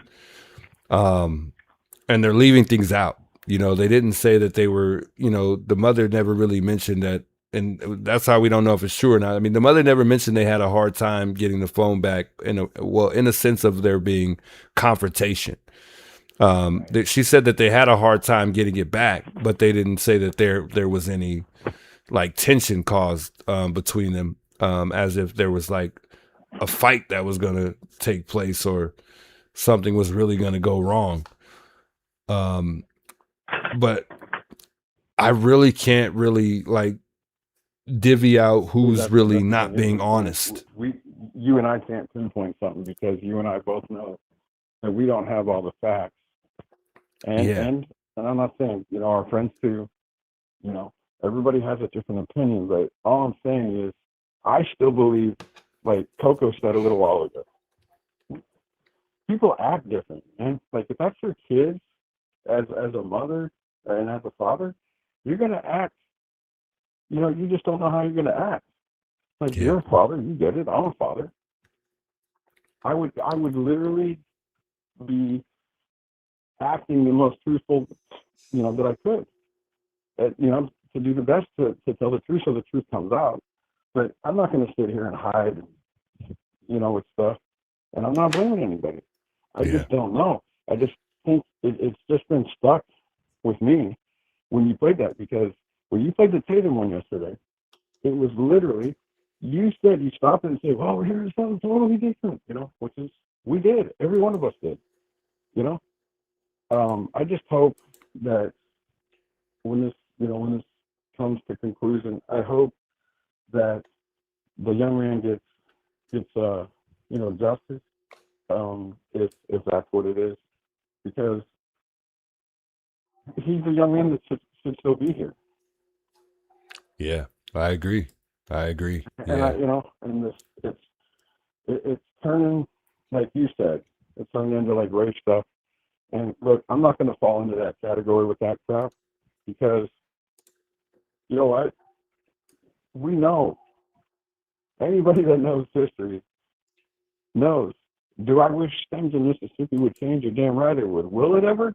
Probably not. It probably will never change because people are stuck in their ways. My grandparents always told me when I was growing up as a kid to always love everybody. My dad, same thing. Always love, respect, and be kind to everybody. And your elders. Respect the women. Respect your elders. Okay? Indeed. They didn't tell me to go to dislike people that were different colors. Okay? That's colors is, but that's what they're turning this into. And I think it's a thing that needs to stop. But will it? It's probably never going to stop because everybody thinks, that believe in a certain way, which is fine. That's their opinion. That well, actually, I had a guy tell me when I was over in the Philippines, Juice. He told me because I'm white that I should have to pay for 250 years of stuff. Well, I wasn't even around 250 years ago. Wow. He literally told me that. Wow. Yeah, we got to stop living in the past like that, man. It's sad. I mean, I get it. There's still, Look, I love all people. My wife's a foreigner. Okay, she's Asian. She's an Asian woman. Okay, and I'm definitely not a racist. But when people say that really hurt me because there's people out there that are believing that. And That's I'm not saying that they don't have a right to. They can believe that. But we have got to stop and living in the past. We need to get to know one another as men and women.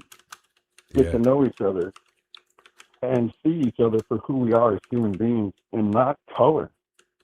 And that's what this case is doing.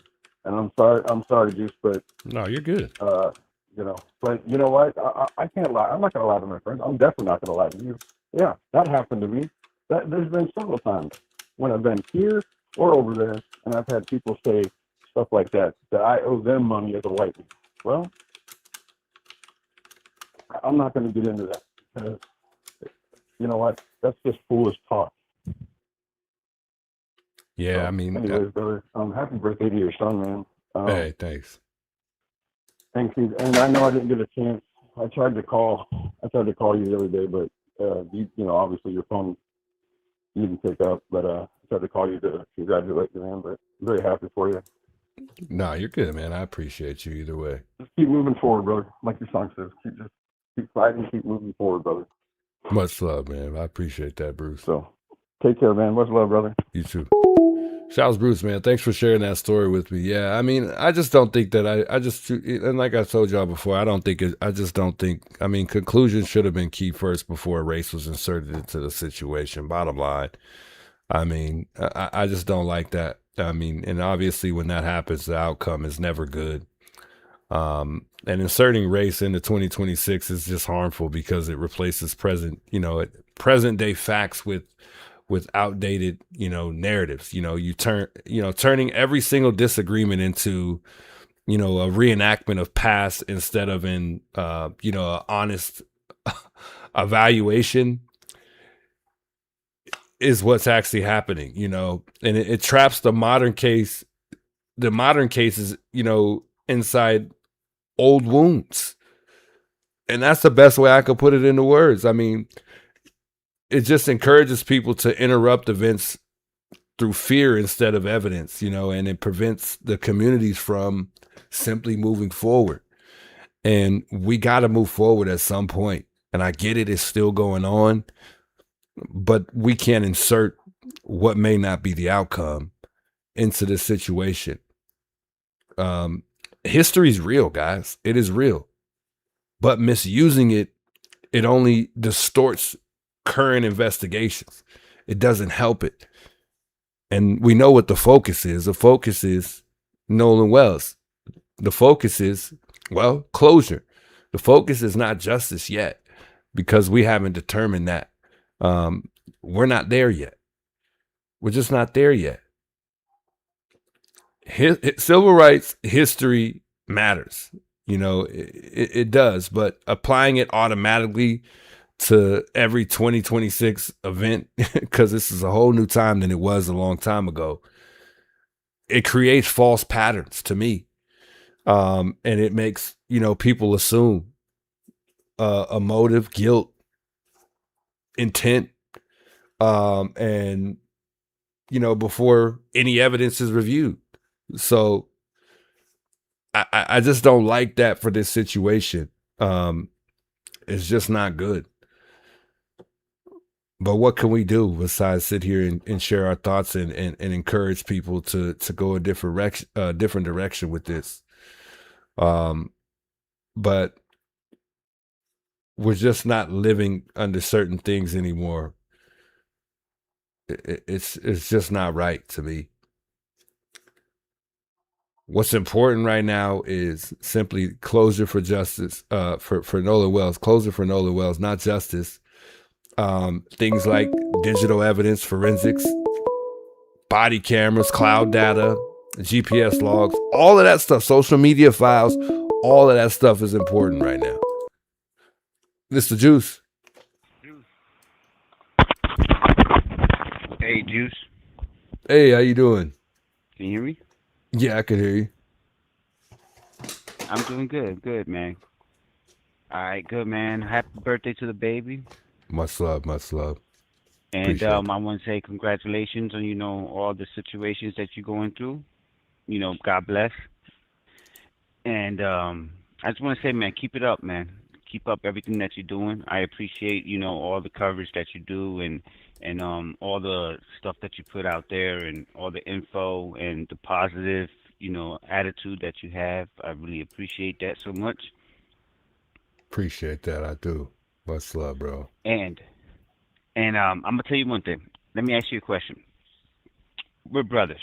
Even if we're not, you know, we're brothers. If I was sitting on the island with a girl and my phone was in your boat, wouldn't you give me the phone regardless if you would leave it or not? I would. I guess I can only speak for myself, but I personally would. I'm just good Okay. about stuff like that, though. I'm different, I guess. Yeah. But you know what I'm saying? So, you know, that's what I'm saying. If that's your best friend, quote unquote, allegedly, you know, I'm still thinking that they're friends. You know, I have been doubt that they knew each other, you know, they're friends, you know. But if you're my best friend, like say if you were in the island with a girl, let's say, you know, allegedly, you sitting with a girl and you be like, yo, I want to stay with her, and your phone is on the boat, I'm gonna be like, hey, here, get the phone. So just in case if you need a ride back or you need to call somebody, call. I agree with You that understand what I'm 100. Yeah, for sure. That's exactly how it should have been handled. I mean, especially if you sat there. Exactly. I mean, he even sat there and said, like, look, he said, we were like, Nolan, get on the boat. Get on the, and it was not like we asked him more than once. We asked him several times to get on the boat. So if you're trying to come up with like some type of solution to not only get him on the boat, but make sure that he's good if you have to leave him behind, at the very least, you would leave him with his phone, for sure. Give him the phone, you know, because, you know, like, and I'm sorry, it's like, you know, I'm 43 years old, and, you know, and I have my phone on me all the time. So I could just imagine an 18-year-old. They have their phones on them, hooked on them. Like, that's the first thing they grab when they wake up. Before they brush their teeth, that's the first thing they grab. 100%. You know, and they're already checking their phone, checking on Snapchat and TikTok and all that stuff. So you know the boy, he needs that phone, man. Yeah. Yep. And that's the only thing that bothers me about the whole situation. Now, whatever happened afterwards, I don't know. You know what I'm saying? And it to me it's kind of iffy. It's like up and down with it, because I don't know if them boys did it. You know what I'm saying? Something might have happened in the island where he could have probably was talking to supposedly Katie, and he hopped on the other boat, and the person got mad because he was talking to Katie, and the person got mad about it, and they got into a scuffle. Who knows? Or he probably hopped in the water and he was intoxicated, and you know, sad to say, I mean, but they they even went to another island. They went to Fort Bayou twice, according to the timeline. So I mean, they could have went back and dropped the phone off. exactly. So it's like what you know, and then and it's like what bothers me is it's like when you say that 15 people showed up to the house. I doubt 15 people will show. I understand that that's your family and all that, but you really got family members in Mississippi in that location, or family members that's going to show up. I understand probably some of his friends. So obviously, his real friends showed up, not the other friends. You understand? Because Yeah. if Warren and Jake and Wyatt, or you know what I'm saying, you would have put your shoes on and been like, "Yo, we're gonna go look for him right here. We're gonna look for him right now." You wouldn't have been sitting in the house chilling in the pool because y'all went to the pool afterwards. You know what I'm saying? You would have been looking for him. Yeah, and I think a lot of people's excuse is going to be they were drunk, so that's why they forgot the phone. But I mean, Exactly. you got 15, 30 brains on that on each boat. So I mean, somebody would have been able to, put that together like, yo, make sure he has his phone, like especially if you're Yeah, surrounded by a group of friends. yeah, and you got like 300 people out there. So like, say if God forbid the boy did drown, like say if like I always say he probably jumped off the boat and hit his head and landed, and that's why he had the little scar in the back or whatever that function is in the back of his neck that they're saying in the autopsy or whatever it is that they're showing the pictures of all the time. And he hit that floor, hit the water. I mean, like somebody will go ahead and pick him up. There's 300 people out there. Yeah, I You know just what I'm can't. saying? I don't know why I can't put it together in my head that, he accidentally killed himself, like physically. I think the only cause of death for me, I think I could possibly think of is drugs. But I don't know. Yes. I can't see it happening in a physical altercation. Genetically, and not to be racist, but genetically, a lot of black dudes are pretty dang strong. I don't see, unless they jumped them or something like that, that's the only way I see any of these kids being able to take him. And that's a good point that you pull up because I said to myself, he's still in that island by himself. And I'm not gonna use race thing. I'm Puerto Rican, so I'm Yeah. not gonna use race thing. But I was like, well, if he was a bunch of white boys, and he's the only black boy there, and he talking to this white girl, and he comforting her, you know how it is. Yeah. I ain't gonna get into detail, and and he'd be like, yo, me and her gonna catch a ride. Them boys might be like, nah, you ain't coming in here, Yeah. And and I looked up the history about Mississippi because like a couple weeks later they found a girl hanging from an vacant house. Yeah. A black Yep. lady, a I black girl, reported that. 26-year-old. So so it's like what's going on? But Taser I Fortune. talk to I talk to my on my stream. I talk on my stream all the time. I said it's like the authority now. Cops, authority all over. I'm not talking about Mississippi. I'm not talking about Tuscan, Paluma, Miami, New York, and all. The cops don't care no more, man. It's like when it comes to certain investigations, they don't care no more, man. I agree. Like this poor girl, there's nothing. There's nothing. With Nancy, there's nothing. Nobody don't care. It's like silent. It's like crickets. And like even with this case, with Wells, it's like it's nothing. It's like nobody ain't saying nothing. All we could do is assumptions and assume and come up with what we think it is, what we hope it could be, or oh, we got this, we got that. You got all these other streamers, JLR and Alex out there. They're not gonna find information. It's not gonna happen. You go out there, there's gonna be no information. It's like the authority right now is just terrible. It's I don't know. It's bad. Nah, it is. I mean, we talked about it when you even in my city, when you're passing by bus stops, you see all these people high off of fentanyl. And what beats me too about, go ahead, you good. Oh, I saw the video when you was live streaming at the park when you had to help the dude. I don't want to say it. I don't want to get you. No, in you're trouble, good. You're good. No, yeah, you're good. when you had to help the dude at night. Remember when he was ODing? CPR. Yeah, and I said, Jesus Christ. And I'm from Virginia. I'm originally from New York, but I'm from Virginia. And when I saw that, I was like, I've seen some stuff in New York, but I'd never seen that before. I was like, and I'm watching it on camera, and I'm like, oh my God, bro. I'm like, this is what he has to go through? I was like, no wonder they can't handle a simple thing. I was like, they got a problem out there, man. And I've never been to the West Coast. Never have. And but I just want to say, it's I wish other people were here, but it's like the authority needs to crack down on cases and get them solved and make it work. Because you got Nancy over 60 something plus days gone. Yes, 195 I think today. 195 now. Nothing gone. They're coming at the streamers that you guys are over there busting your tail, trying to figure it out. You got Jim the Explorer out there. You got Alex out there. You got JLR out there. Ted, I guess he's going over there.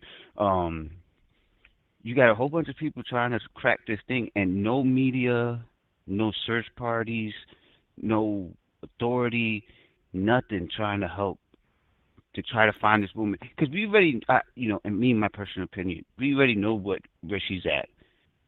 She's in a better place. Indeed. Well said. But can we just bring her home to where she belongs? You know what I'm saying? Yep. And, like Summer Wells, the same thing. Like I could name a whole bunch of crime stuff, but it's like, but I was just gonna say, and I'll let you go because I know you probably get another call, but no, you're good. I appreciate everything you're doing. I'm proud of you. Keep on doing what you do. Congratulations, and everything's gonna come out through for you, man. And keep on doing the work, and I'll always be in that chat, man. Hey, myself, I appreciate that, man. God bless you for that. Thank you, bro. Appreciate it, man. Yes, be sir. safe. You too. Thanks for being here. All right. Much love. Yeah, shouts to him. Wonderful caller too, man. Yeah. Yeah, it does seem like the cops don't care anymore. I think what beats me the most too is, we watch these dudes in an interview. They say, first of all, the stories, as I've said multiple times, have been conflicting. One person's kind of pointing the finger at another. Somebody saying that the boys are saying that he didn't go with them. And then you got Katie saying, well, he didn't come with me. He went with them. The boys in the interview also stated that you could get a ride back with anybody, that everybody pretty much knows everybody. If that's the case, and then they also mentioned, look, like he would be turning in his grave right now because of everything that's going on. I think you could also say he would be turning in his grave because his friends are betraying him due to the fact that they don't even want to be upfront and tell the truth when it comes to the fact of them knowing something that they're not really saying. Not that that means that they know that he was murdered or anything like that, but it could very much well so be incidental, and he could have either OD'd or drowned, and they don't want to say that for all we know. And I can't say for sure that that's a valid reason why he would be turning in his grave, but I don't think, I think you take the fact that they off that one statement where they said, well, look, everybody in this town, they know each other and they all help each other out. Well, if they know each other, then why can't y'all get answers and figure out what happened to him on this island if y'all really left him behind by himself? Why don't y'all know somebody that knows somebody that knows somebody that could tell you what happened to Nolan if he was on this island? There's so many questions, it really is, but it's bothering to hear stuff like that. Yet we just don't know what the answer is. We're not able to figure out someone who really knows. No one saw him that night. No one saw him that night. So he was just on the island all night or up until nighttime, up until everyone left. The last person to leave didn't see him on this island. They left him there by himself. He had no phone, no nothing. Why didn't he ask anybody? Anybody remember Nolan asking them to use their cell phone so he could reach out to somebody for a ride? I don't know about that. I don't know about that. Drunk or sober, if I'm stranded on an island and I don't have any type of phone to reach out to somebody, I'm going to ask somebody if I could use their phone. Not only that, if I'm drunk and I can't even do that for myself, I'm pretty sure somebody's going to take notice of that and try to be of some type of help, especially if they see you look clearly lost and you're just walking around on an island and you have no friends there. So apparently, I mean, he would have to know somebody there if he was there by himself after the fact of Katie leaving. I mean, something isn't adding up and we all smell it. Now, whether that's murder, I can't say that. I don't know. But I just know that something isn't adding up here and the friends are not telling it all. That's for sure. They are not saying it. Whatever it is, they're not saying it. There's been questionable things like when Cito offered for Coast Guards to come help them out. They immediately said no. Immediately. No hesitation at all. They said, no, we're good. We don't need no Cito. We don't need no Coast Guards coming out here. Before they even called Cito mentioned that the grandfather had already been spoken to. So before they reached out to anybody for help, they called the grandfather first. The grandfather was already in contact with them. Where did they go? Did he meet them somewhere? Did they go, did they go somewhere to do something they shouldn't have did? What happened? Why did they go to Fort Bayou twice? According to the timeline, they went to Fort Bayou 2 times. For what? Something ain't adding up. Something's not adding up. We got to get to the bottom of it. And I feel the parents on that in that regard. Yet I do sometimes feel like that the parents know exactly what's been determined here and they just want to drag it on to get the most out of it, which may be money. I don't know. But somebody is holding on. I mean, somebody may be holding on to a narrative amongst the family. They may not be. They may still be trying to just figure all this out. They may be being honest about the fact that they still haven't even got the autopsy reports and other things that they say that they haven't gotten from law enforcement or the people that's conducting the toxicology. I can't call it, folks. I don't know. But I do know that both parties are not being completely honest.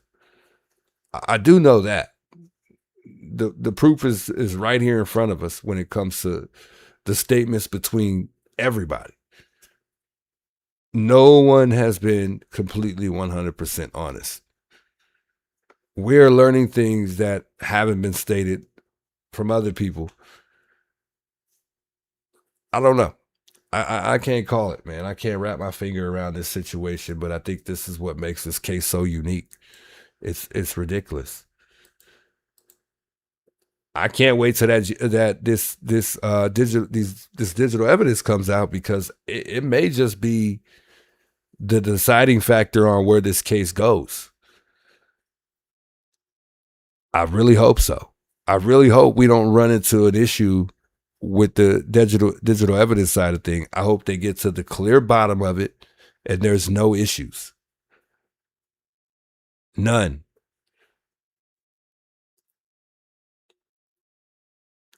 So interesting. What a story, man. What a story.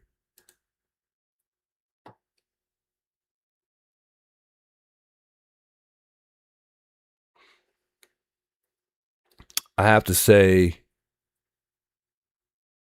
it was a horrible accident, and the boys didn't want to get in trouble. Man, it sounds like that could be possible. It sounds like there's a possibility that the grandfather or one of the parents was feeling real sorry for him, and they wanted to help them kind of brush this under the rug. It does sound like we could be going that direction.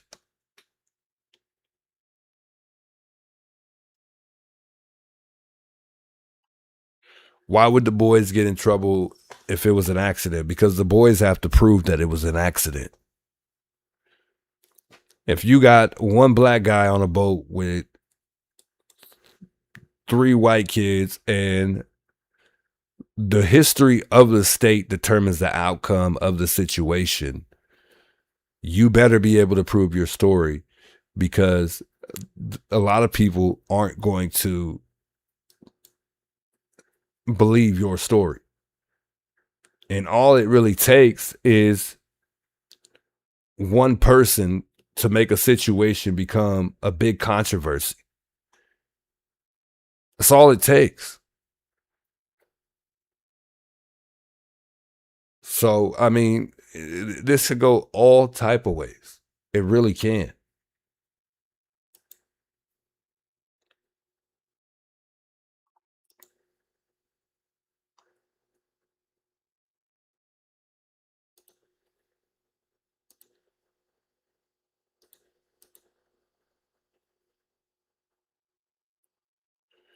Lady Shore says she doesn't believe it was an accident. Yeah, I mean, I'm not going to put my finger on anything. I mean, I can only speculate and guess what it may be, but that ain't going to do me no good.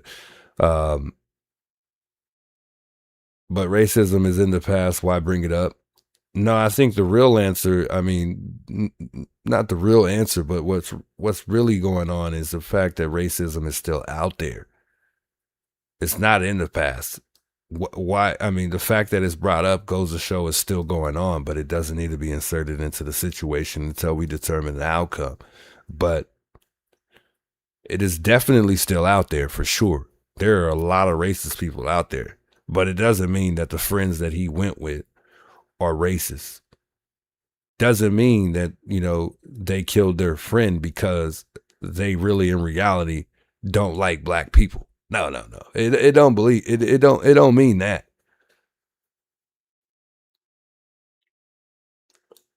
But I can't lie. I mean, when they did this interview, it seemed like they were more interested in talking about how their life is now than it was Nolan. Especially with the one-on-one interviews. But the good thing was, in this last, you know, part of the interview that they showed, there was a little bit more said about Nolan. But if I'm keeping it real, the only thing, the thing that I heard about most in these interviews was the bells pump and how life is now. I mean, other than that, I didn't really hear a whole lot about Nolan or what really happened while they were enjoying their time on the 4th of July. I don't know, man. I don't know what this situation is going to bring. I don't know what the outcome of this situation is going to bring. Much love, Tasha. Thanks for reminding the folks. Yeah, we are definitely investigating this from all angles. We're not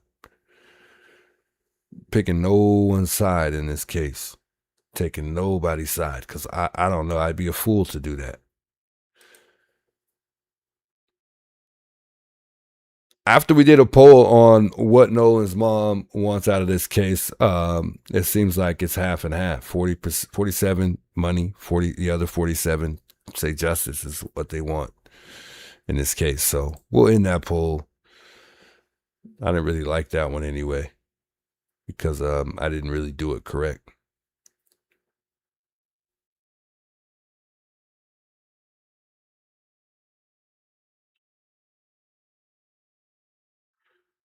Sue Anna says racism isn't in the past. There's multiple races out there that have kept the grudges from the past. I agree. It's still out there. Accidents happen when people are partying on land and off land. Sad, but it does happen. Yeah, it really does. And Juanita came in here. She had a really good point the other day. She said that, you know, and because I know a lot of these boys are saying that they were his best friend or they were really good close friends to Nolan. But she said that they're, and I could agree, because I mean, it was like this for me at a time. There's a group of friends that you hang out with and party with only. And then you have your real friends that you really hang out with no matter what. And I could definitely agree with that, because there are some people I really wouldn't hang out with outside of partying.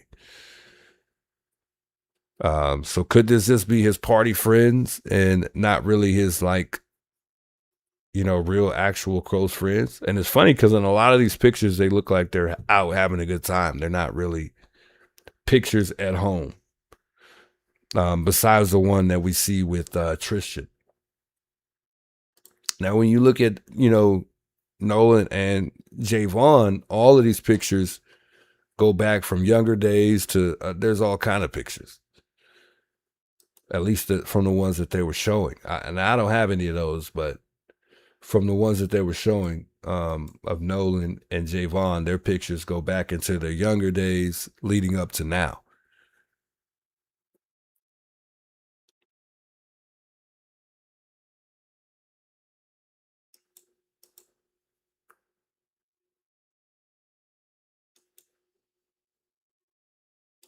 But it does look like those could possibly be like his party friends and not like his real friends. I don't know, though. We do got many best friends, some of us. I personally don't. I mean, I used to have two really close friends I would call best friends. But personally, I only have one best friend.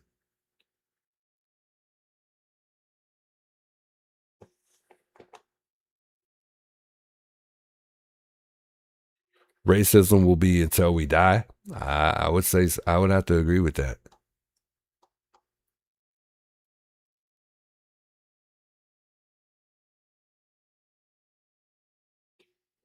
There were 3 black kids, Juice. Yeah, Javon, Tristan, and if you include Nolan as well, yeah. Those are the only 3 that I've heard of in this story. But I to me that either way, to me those don't even matter. It really don't.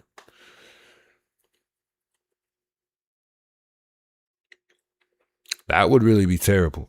Suanna says, I think the girl set him up. I mean, it seemed like to me, according to the post that Christine made on Facebook, that Katie was the first person to be in contact with her.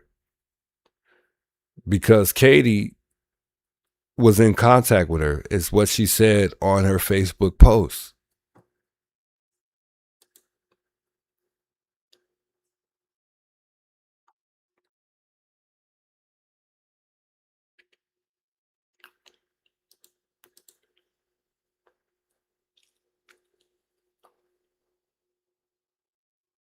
I missed the comment. I was trying to catch it. I don't know where it went, though.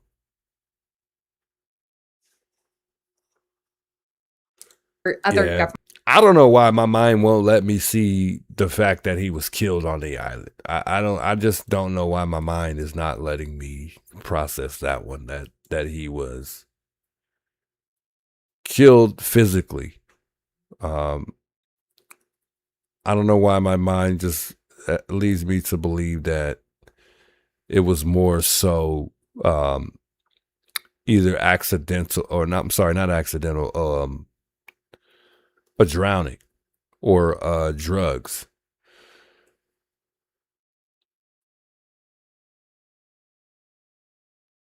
I can't call it, folks. I really can't. Hey guys, listen, a new I update. can't call it.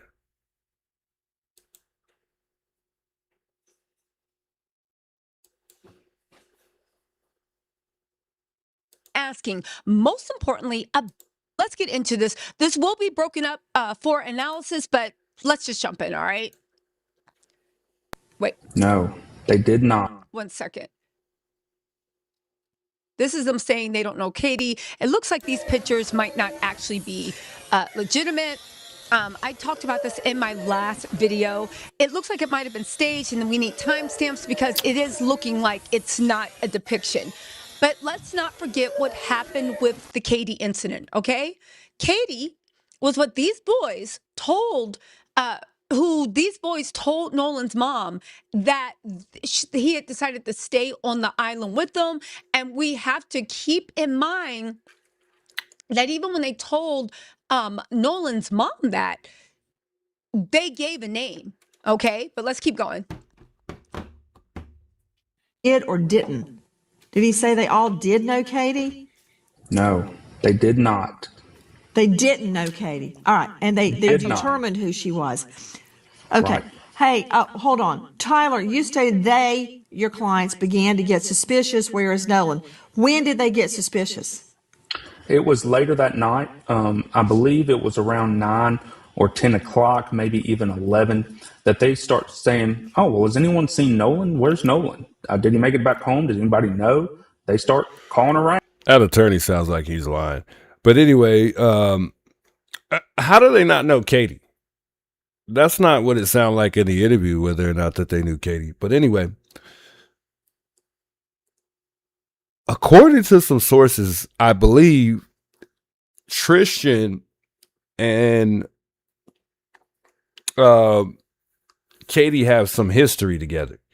Now, I don't know if it's true or not, but that's what I've heard, that they have some history together. According to the boys, basically, Nolan was messing around with one of the homies, you know, maybe ex-girlfriend or a girl that he used to mess around with. But Tristan and Katie are friends. They've got somewhat of a friendship from what we've heard. And according to resources, they used to mess around. Texting, asking everybody. And once they determined that no one had the answer about where Nolan was, that's when they called Christine Wells. And then they stay on the phone. My client stayed on the phone with Christine Wells for about 5 or 6 minutes. And then he tells her, look, I'm going to call the Coast Guard just to make sure. And he did. He stays on the phone with the Coast Guard for 21 minutes. Okay. Ed Pulsick also. We have to pause right. So apparently he calls the Coast Guard. What? Hold on. Who called the Coast Guard? There. And then he tells her, look, phone Wells. Once they determined that no one had the answer about where Nolan was, that's when they called Christine okay. Wells. So this is after the fact. And then he says that they called Christine. Okay. Once they determined that no one had the answer about where Nolan was, that's when they called Christine Wells. And then they stay on the phone. My client stayed on the phone with Christine Wells for about 5 or 6 minutes. And then he tells her, look, I'm going to call the Coast Guard just to make sure. And he did. He stays on the phone with the Coast Guard for 21 minutes. A lawyer is not lying. First of all, a lawyer is supposed to lie. How is a lawyer going to get you out of trouble if they don't lie? A lawyer is supposed to lie. They're going to lie. Okay. Ed Pulsick also. We have to pause right there. What did Nolan's mom said happened? Nolan's mom said, first of all, she said that she was the one blowing up Nolan's phone, okay? At 10:48 p.m. was the last time they called Nolan. Why? Because the mom and the aunt were worried about Nolan because Nolan checked in a lot, all right? I have a video where we actually have an interview where she's saying this. At 11 o'clock or around 11:07, Warren calls Nolan's mom and said, "Hey, have you talked, Miss Christine? Have you talked to Nolan?" Now, why would you say that when you were sitting in the room where you saw there was a missed call from somebody named Mom? The phone was on and it was going off, right? Okay. And when she was like, "No, he's supposed to with you." No, because he decided to stay back on the island with with this girl named Katie. Now, keep in mind, they gave the name to Nolan's mom. Keep in mind, Trayston, in the interview with Officer Tatum, actually said that when he said bye to Nolan, right? Because Trayston got into a fight. He said some slick shit to Nolan about Katie because he used to mess with Katie. I believe Trayston said he used to mess with Katie. All right. Interesting enough, keep in mind, when the officers came to the house to question Warren and friends, they actually didn't even give a name. They said it was some unidentified girl he was with. But let's keep going. Keep that in mind. Veteran trial lawyer. Ed, do you concur with that explanation of why they first said, "I don't know her, we don't know her, he didn't know her," and then we find out that they had actually been texting with Katie? What's your understanding of that? Again, I had my favorite trial judge, Luther Alverson, would tell every jury, "It is your duty to make all witnesses speak the truth." What does that mean?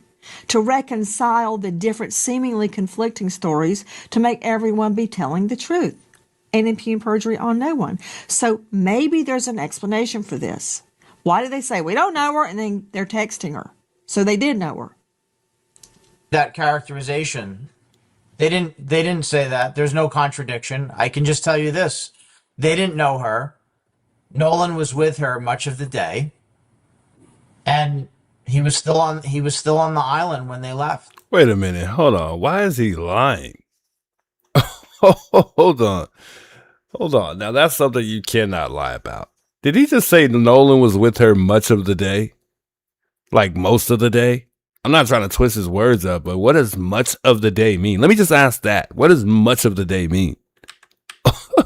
You're a little tricky, Edward. You think you're slick. You're not slick. Let me go back. Tell you this. They didn't know her. Nolan was with her much of the day.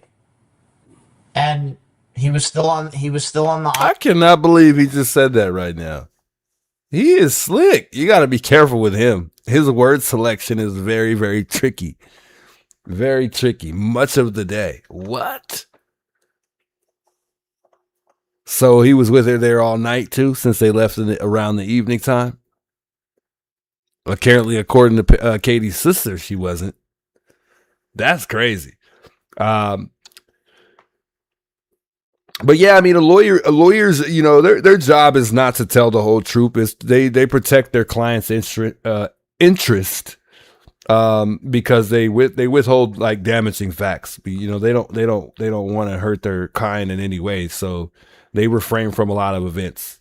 You know, they are very selective on the evidence that they present to the world. And their job isn't to not tell the whole truth anyway. It's to, you know, protect the client's interest. So they're not going to tell the whole truth. You know, and they push like interpretations that that favor their side. So that's exactly what you'll see this lawyer do. island when they left. He apparently spent much of the day with this young lady. That seems to be what happened. But no, there was this young lady was not part of their friend group. That's right. Okay, so when they say they didn't know her, but yet they were texting her, they did know her name. Well, I don't know if I agree with that characterization. Yeah, the well, premise. enlighten me. I want to know. Is flawed. Yeah, the premise is flawed. She's not part of their friend group. They don't know her. Sorry. Now, let's be real about this with the whole Katie thing. One, let's talk about the elephant in the room. These boys and their representatives have been trashing Nolan's mom since this thing started. On Officer Tatum, on many different interviews, on how they've been trashing. Nolan's mom came out and said, "We don't know Trayston," right? Nolan's mom came out and said, well, we don't know half these boys that say they're Nolan's friends. Yes, they know Wyatt, right? Yes, they know of Warren, but they don't know him. And they've been trashed as, oh, you're lying. You know us, you know us, you know us. But somehow you give a name for Katie. You don't. You give a name to Nolan's mom named Katie. Now, the funny thing is, you don't know that Nolan's mom and the family actually know Katie. And there's an article in Daily Mail where they gave quotes. Nolan's aunt is a deputy sheriff in Jackson County. She spoke out on behalf of the family, and the family said, fine, that we know Katie and that we've seen Katie at multiple family functions. Now, again, I don't know if they knew, those guys, how close Katie and Nolan actually were. Right, perfect comment there. Know her enough to get her to have had her number. Know her enough to go ahead and reach out to somebody who does know her to get her phone number. So you know who know. Even if you don't know Katie, you know who knows Katie. So either way, they can't get away from really not knowing her, and you got to know somewhat of Katie or know Katie if your best friend, quote unquote, is hanging out with her on the island. So I don't know, but this lawyer may just regret letting these boys speak so freely in these interviews, because they're saying stuff that does not really collide with what he's saying. One moment they're saying that they kind of know Katie, but they don't really know her. Like, they know of her for the most part. I would say I don't know if I recall them saying that they know her. But I mean, they're very familiar with Katie. That's the best way I could put it. They're familiar with her. They know exactly who she is. And I don't think that they ever questioned who she was. They immediately said they were staying with he was staying with Katie. I don't think they ever refer to her. When you don't know somebody, you usually refer to them. You'll usually kind of say it when you're referring to them like this. He stayed with some girl named Katie. When you don't know somebody, that's how you'll say it. You're not going to say it like you know them and say, hey, well, he stayed with Katie. That sounds like you know her if you're saying it like that. For me, personally, if I'm not familiar with somebody, that's how I'm going to present it. I'm going to say, hey, well, yeah, he stayed with some girl named Katie. Yeah, I don't know. That's just how I'm going to say it. But we'll see once this story, it'll all come out. It's going to all come out. Right? When they gave Katie's name, I think they thought that was going to go to a dead end with the mom. Katie who, right? I don't think they knew that Katie had been hanging out with Nolan on the low. But two, once it got escalated, okay, and the mother called the Coast Guard. And in my live, I'll talk about the way she said the Coast Guard and the police kind of gave her the runaround. We still don't know what was said in Warren's 20-minute phone call. Because how are you on the phone? Pause. We got to pause it real quick. So I honestly, I think that the mom is saying I think that's anger. When the mom is saying that she doesn't know these boys, or she doesn't know this or that person, that's anger. That's not, I don't think that she doesn't really know them. I think that Tristan knowing her, I think he's being honest about that. And that's one of the things that I was saying that for me kind of gave me the indication that the mom was lying when Tristan mentioned that he left his car at her house, and he's left his newer car and his older car at her house. And they also went out of town together as well. And he's like, well, but you don't know me? You know what I mean? And I truly think that, Tristan was being honest when he made that statement. But that's also what led me to believe that the mom was not being honest about knowing some of these people or some of these kids that Nolan was friends with. But you also do have to consider the fact that she's angry at some of these people. So at that point, once you're being lied to, you're going to be like, okay, all right, two can play that game. Then you want to lie to me? You want to lie and play about my son? Okay, all right, bet you I won't help you when you need my help. I know exactly this is how this is exactly playing out for sure. I don't know you no more. Nah, I don't know you. You lied about my son. I thought I knew you. You were a good boy when you came to my house. Okay, I think that's anger to me. Because personally, if I put myself in her shoes, I'm playing it the same way. phone for 20 minutes and a search didn't go out. Oh, that's right, because you guys told them there's no need to worry. You think he's just drunk on somebody's couch, because that's so like Nolan to be drunk on somebody's couch. Right? But when the police came in, like, yo, we need real answers, they said it was an unidentified woman, and they actually gave the woman, when they said, well, are you sure? They're like, well, there's what? Maybe it was Leanne or Laney or something like that. Started with an L. And they're like, yeah, and they gave information. So the MDR went and knocked on her door, and they were like, yo, you stayed on the island with Nolan. Is he here? We're looking for you, and looking for him. And the girl was like, no, what are you talking about? I know who Nolan is, but I have not talked to him or seen him in over a year. Let's not forget they all graduated about the year before. And she said, I never even went to Hone Island. I was on a different island, Petite. This is a small group, a small crew. Not only did Good you point, say Raven. that you don't know who Katie was, right? But you say you don't know who Katie is, but you are actively leading the police astray. And you had a name, but you said unidentified female. But more importantly, right? One could argue that you were trying to buy time. You were wasting time. One could argue that at the very least it was cold, callous, and flippant, and you did not take this seriously. And taking it seriously, if Nolan did die of natural causes, that could have been the difference between life and death. We don't know because we don't have the autopsy, because they're taking everything away. But I do find it odd. I do find it funny. I do find it hypocritical, but I do find it telling that these boys are now sitting here telling us they knew who Katie was, telling us they were texting with Katie. So you didn't know who this girl was, but you could get the phone back and you're texting her saying, yo, where's Nolan? And she's like, what? He left with you. What are you talking about? And all this stuff that's not accurate. We don't know her. We don't know. You don't know somebody you're texting with. You don't know somebody that you're asking questions. You don't know who this person is, but yet they feel empowered to be out in social media, dragging Nolan's mother and framing Nolan's mother as a liar, because Nolan's mom said, I don't really know Tristan. I don't really know half those boys. I know Wyatt, but I don't know this. And we know Jax, but we don't know this. And we don't know that. How is it that Nolan's mom has been nailed to a cross for the last month and dragged through the mud on Officer Tatum interviews, TMZ stuff? And, oh, my, that's so dishonest. But yet you're sitting here telling us that you don't know Katie and you don't know her, and that's a misclassification, and you were texting with her, but you don't know her. Bart was the one that said, I don't know Katie, right? Bart is 21. Katie is 18. Bart goes to school. Maybe that's true. But Warren, you were texting with her. Jax, you guys were texting with her. Anyway, you guys, listen. That's a good point. Good point. Good point. I think at the end of the day, guys,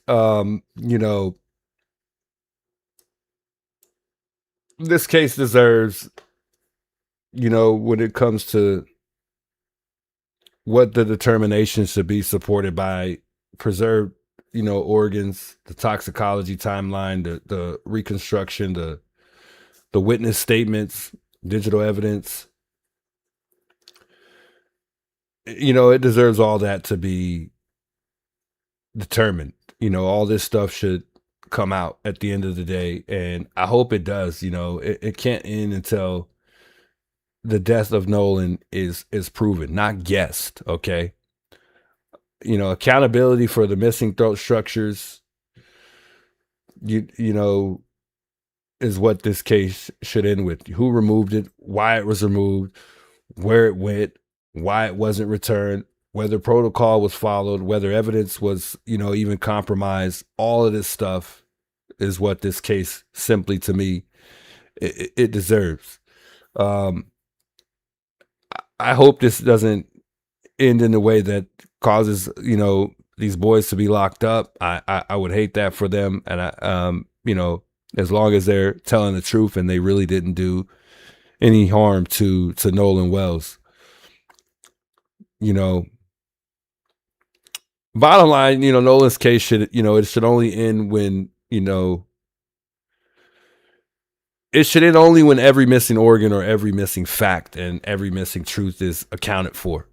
at the end of the day. And when the final conclusion is supported by evidence, which is what we want for the outcome of this case, is strong enough to withstand the public scrutiny that's been going on, all the controversy, all these crazy theories that have been thrown out there to simply stir the pot even more.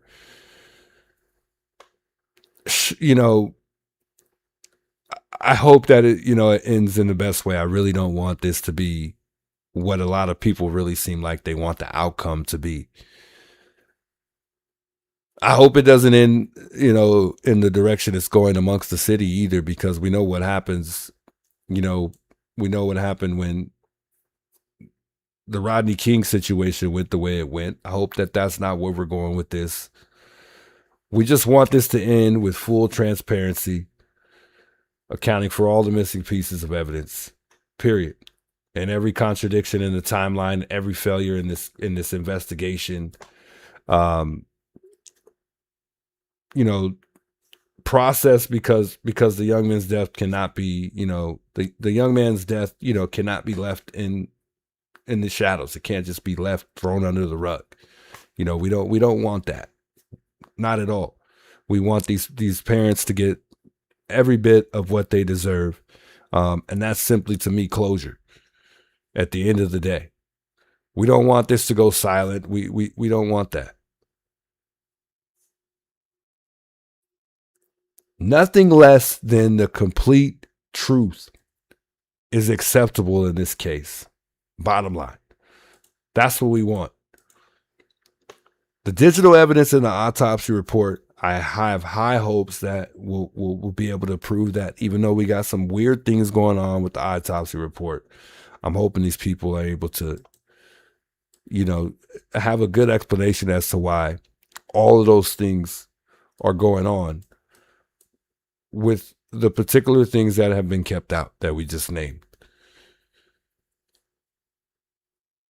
Guys, I want to thank you guys all for the love and support tonight, supporting the channel, tuning in with me, spending time with me here.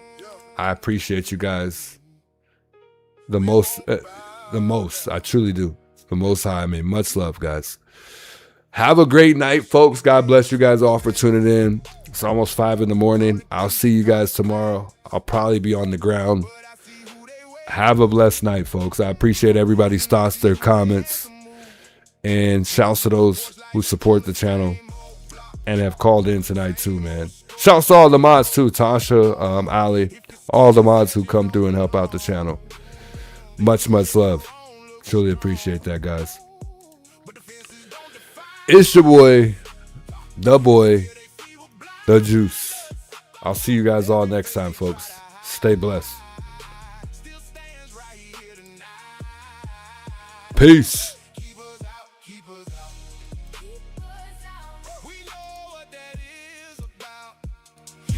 out. We won't bow down. Keep us out. Keep us out. Your fear won't right the route. Keep us out. We won't bow down. Names get tossed like stones from a driveway built on loans. They pointed brown hands first, then pretend they don't rehearse. But the steps on every street carry more than whitewashed dreams. We belong where we stand. No permission in our hands. Yeah, and the silence won't protect you when the pattern keeps on showing. Every wall they build in pride makes the truth come back alive. Keep us out. We know what that is about. Keep us out. We won't bow down. Keep us out. Your fear won't right the route. Keep us out. We won't bow down. Let it crack, let it show. Every lie they try to grow, One by one, the voices rise.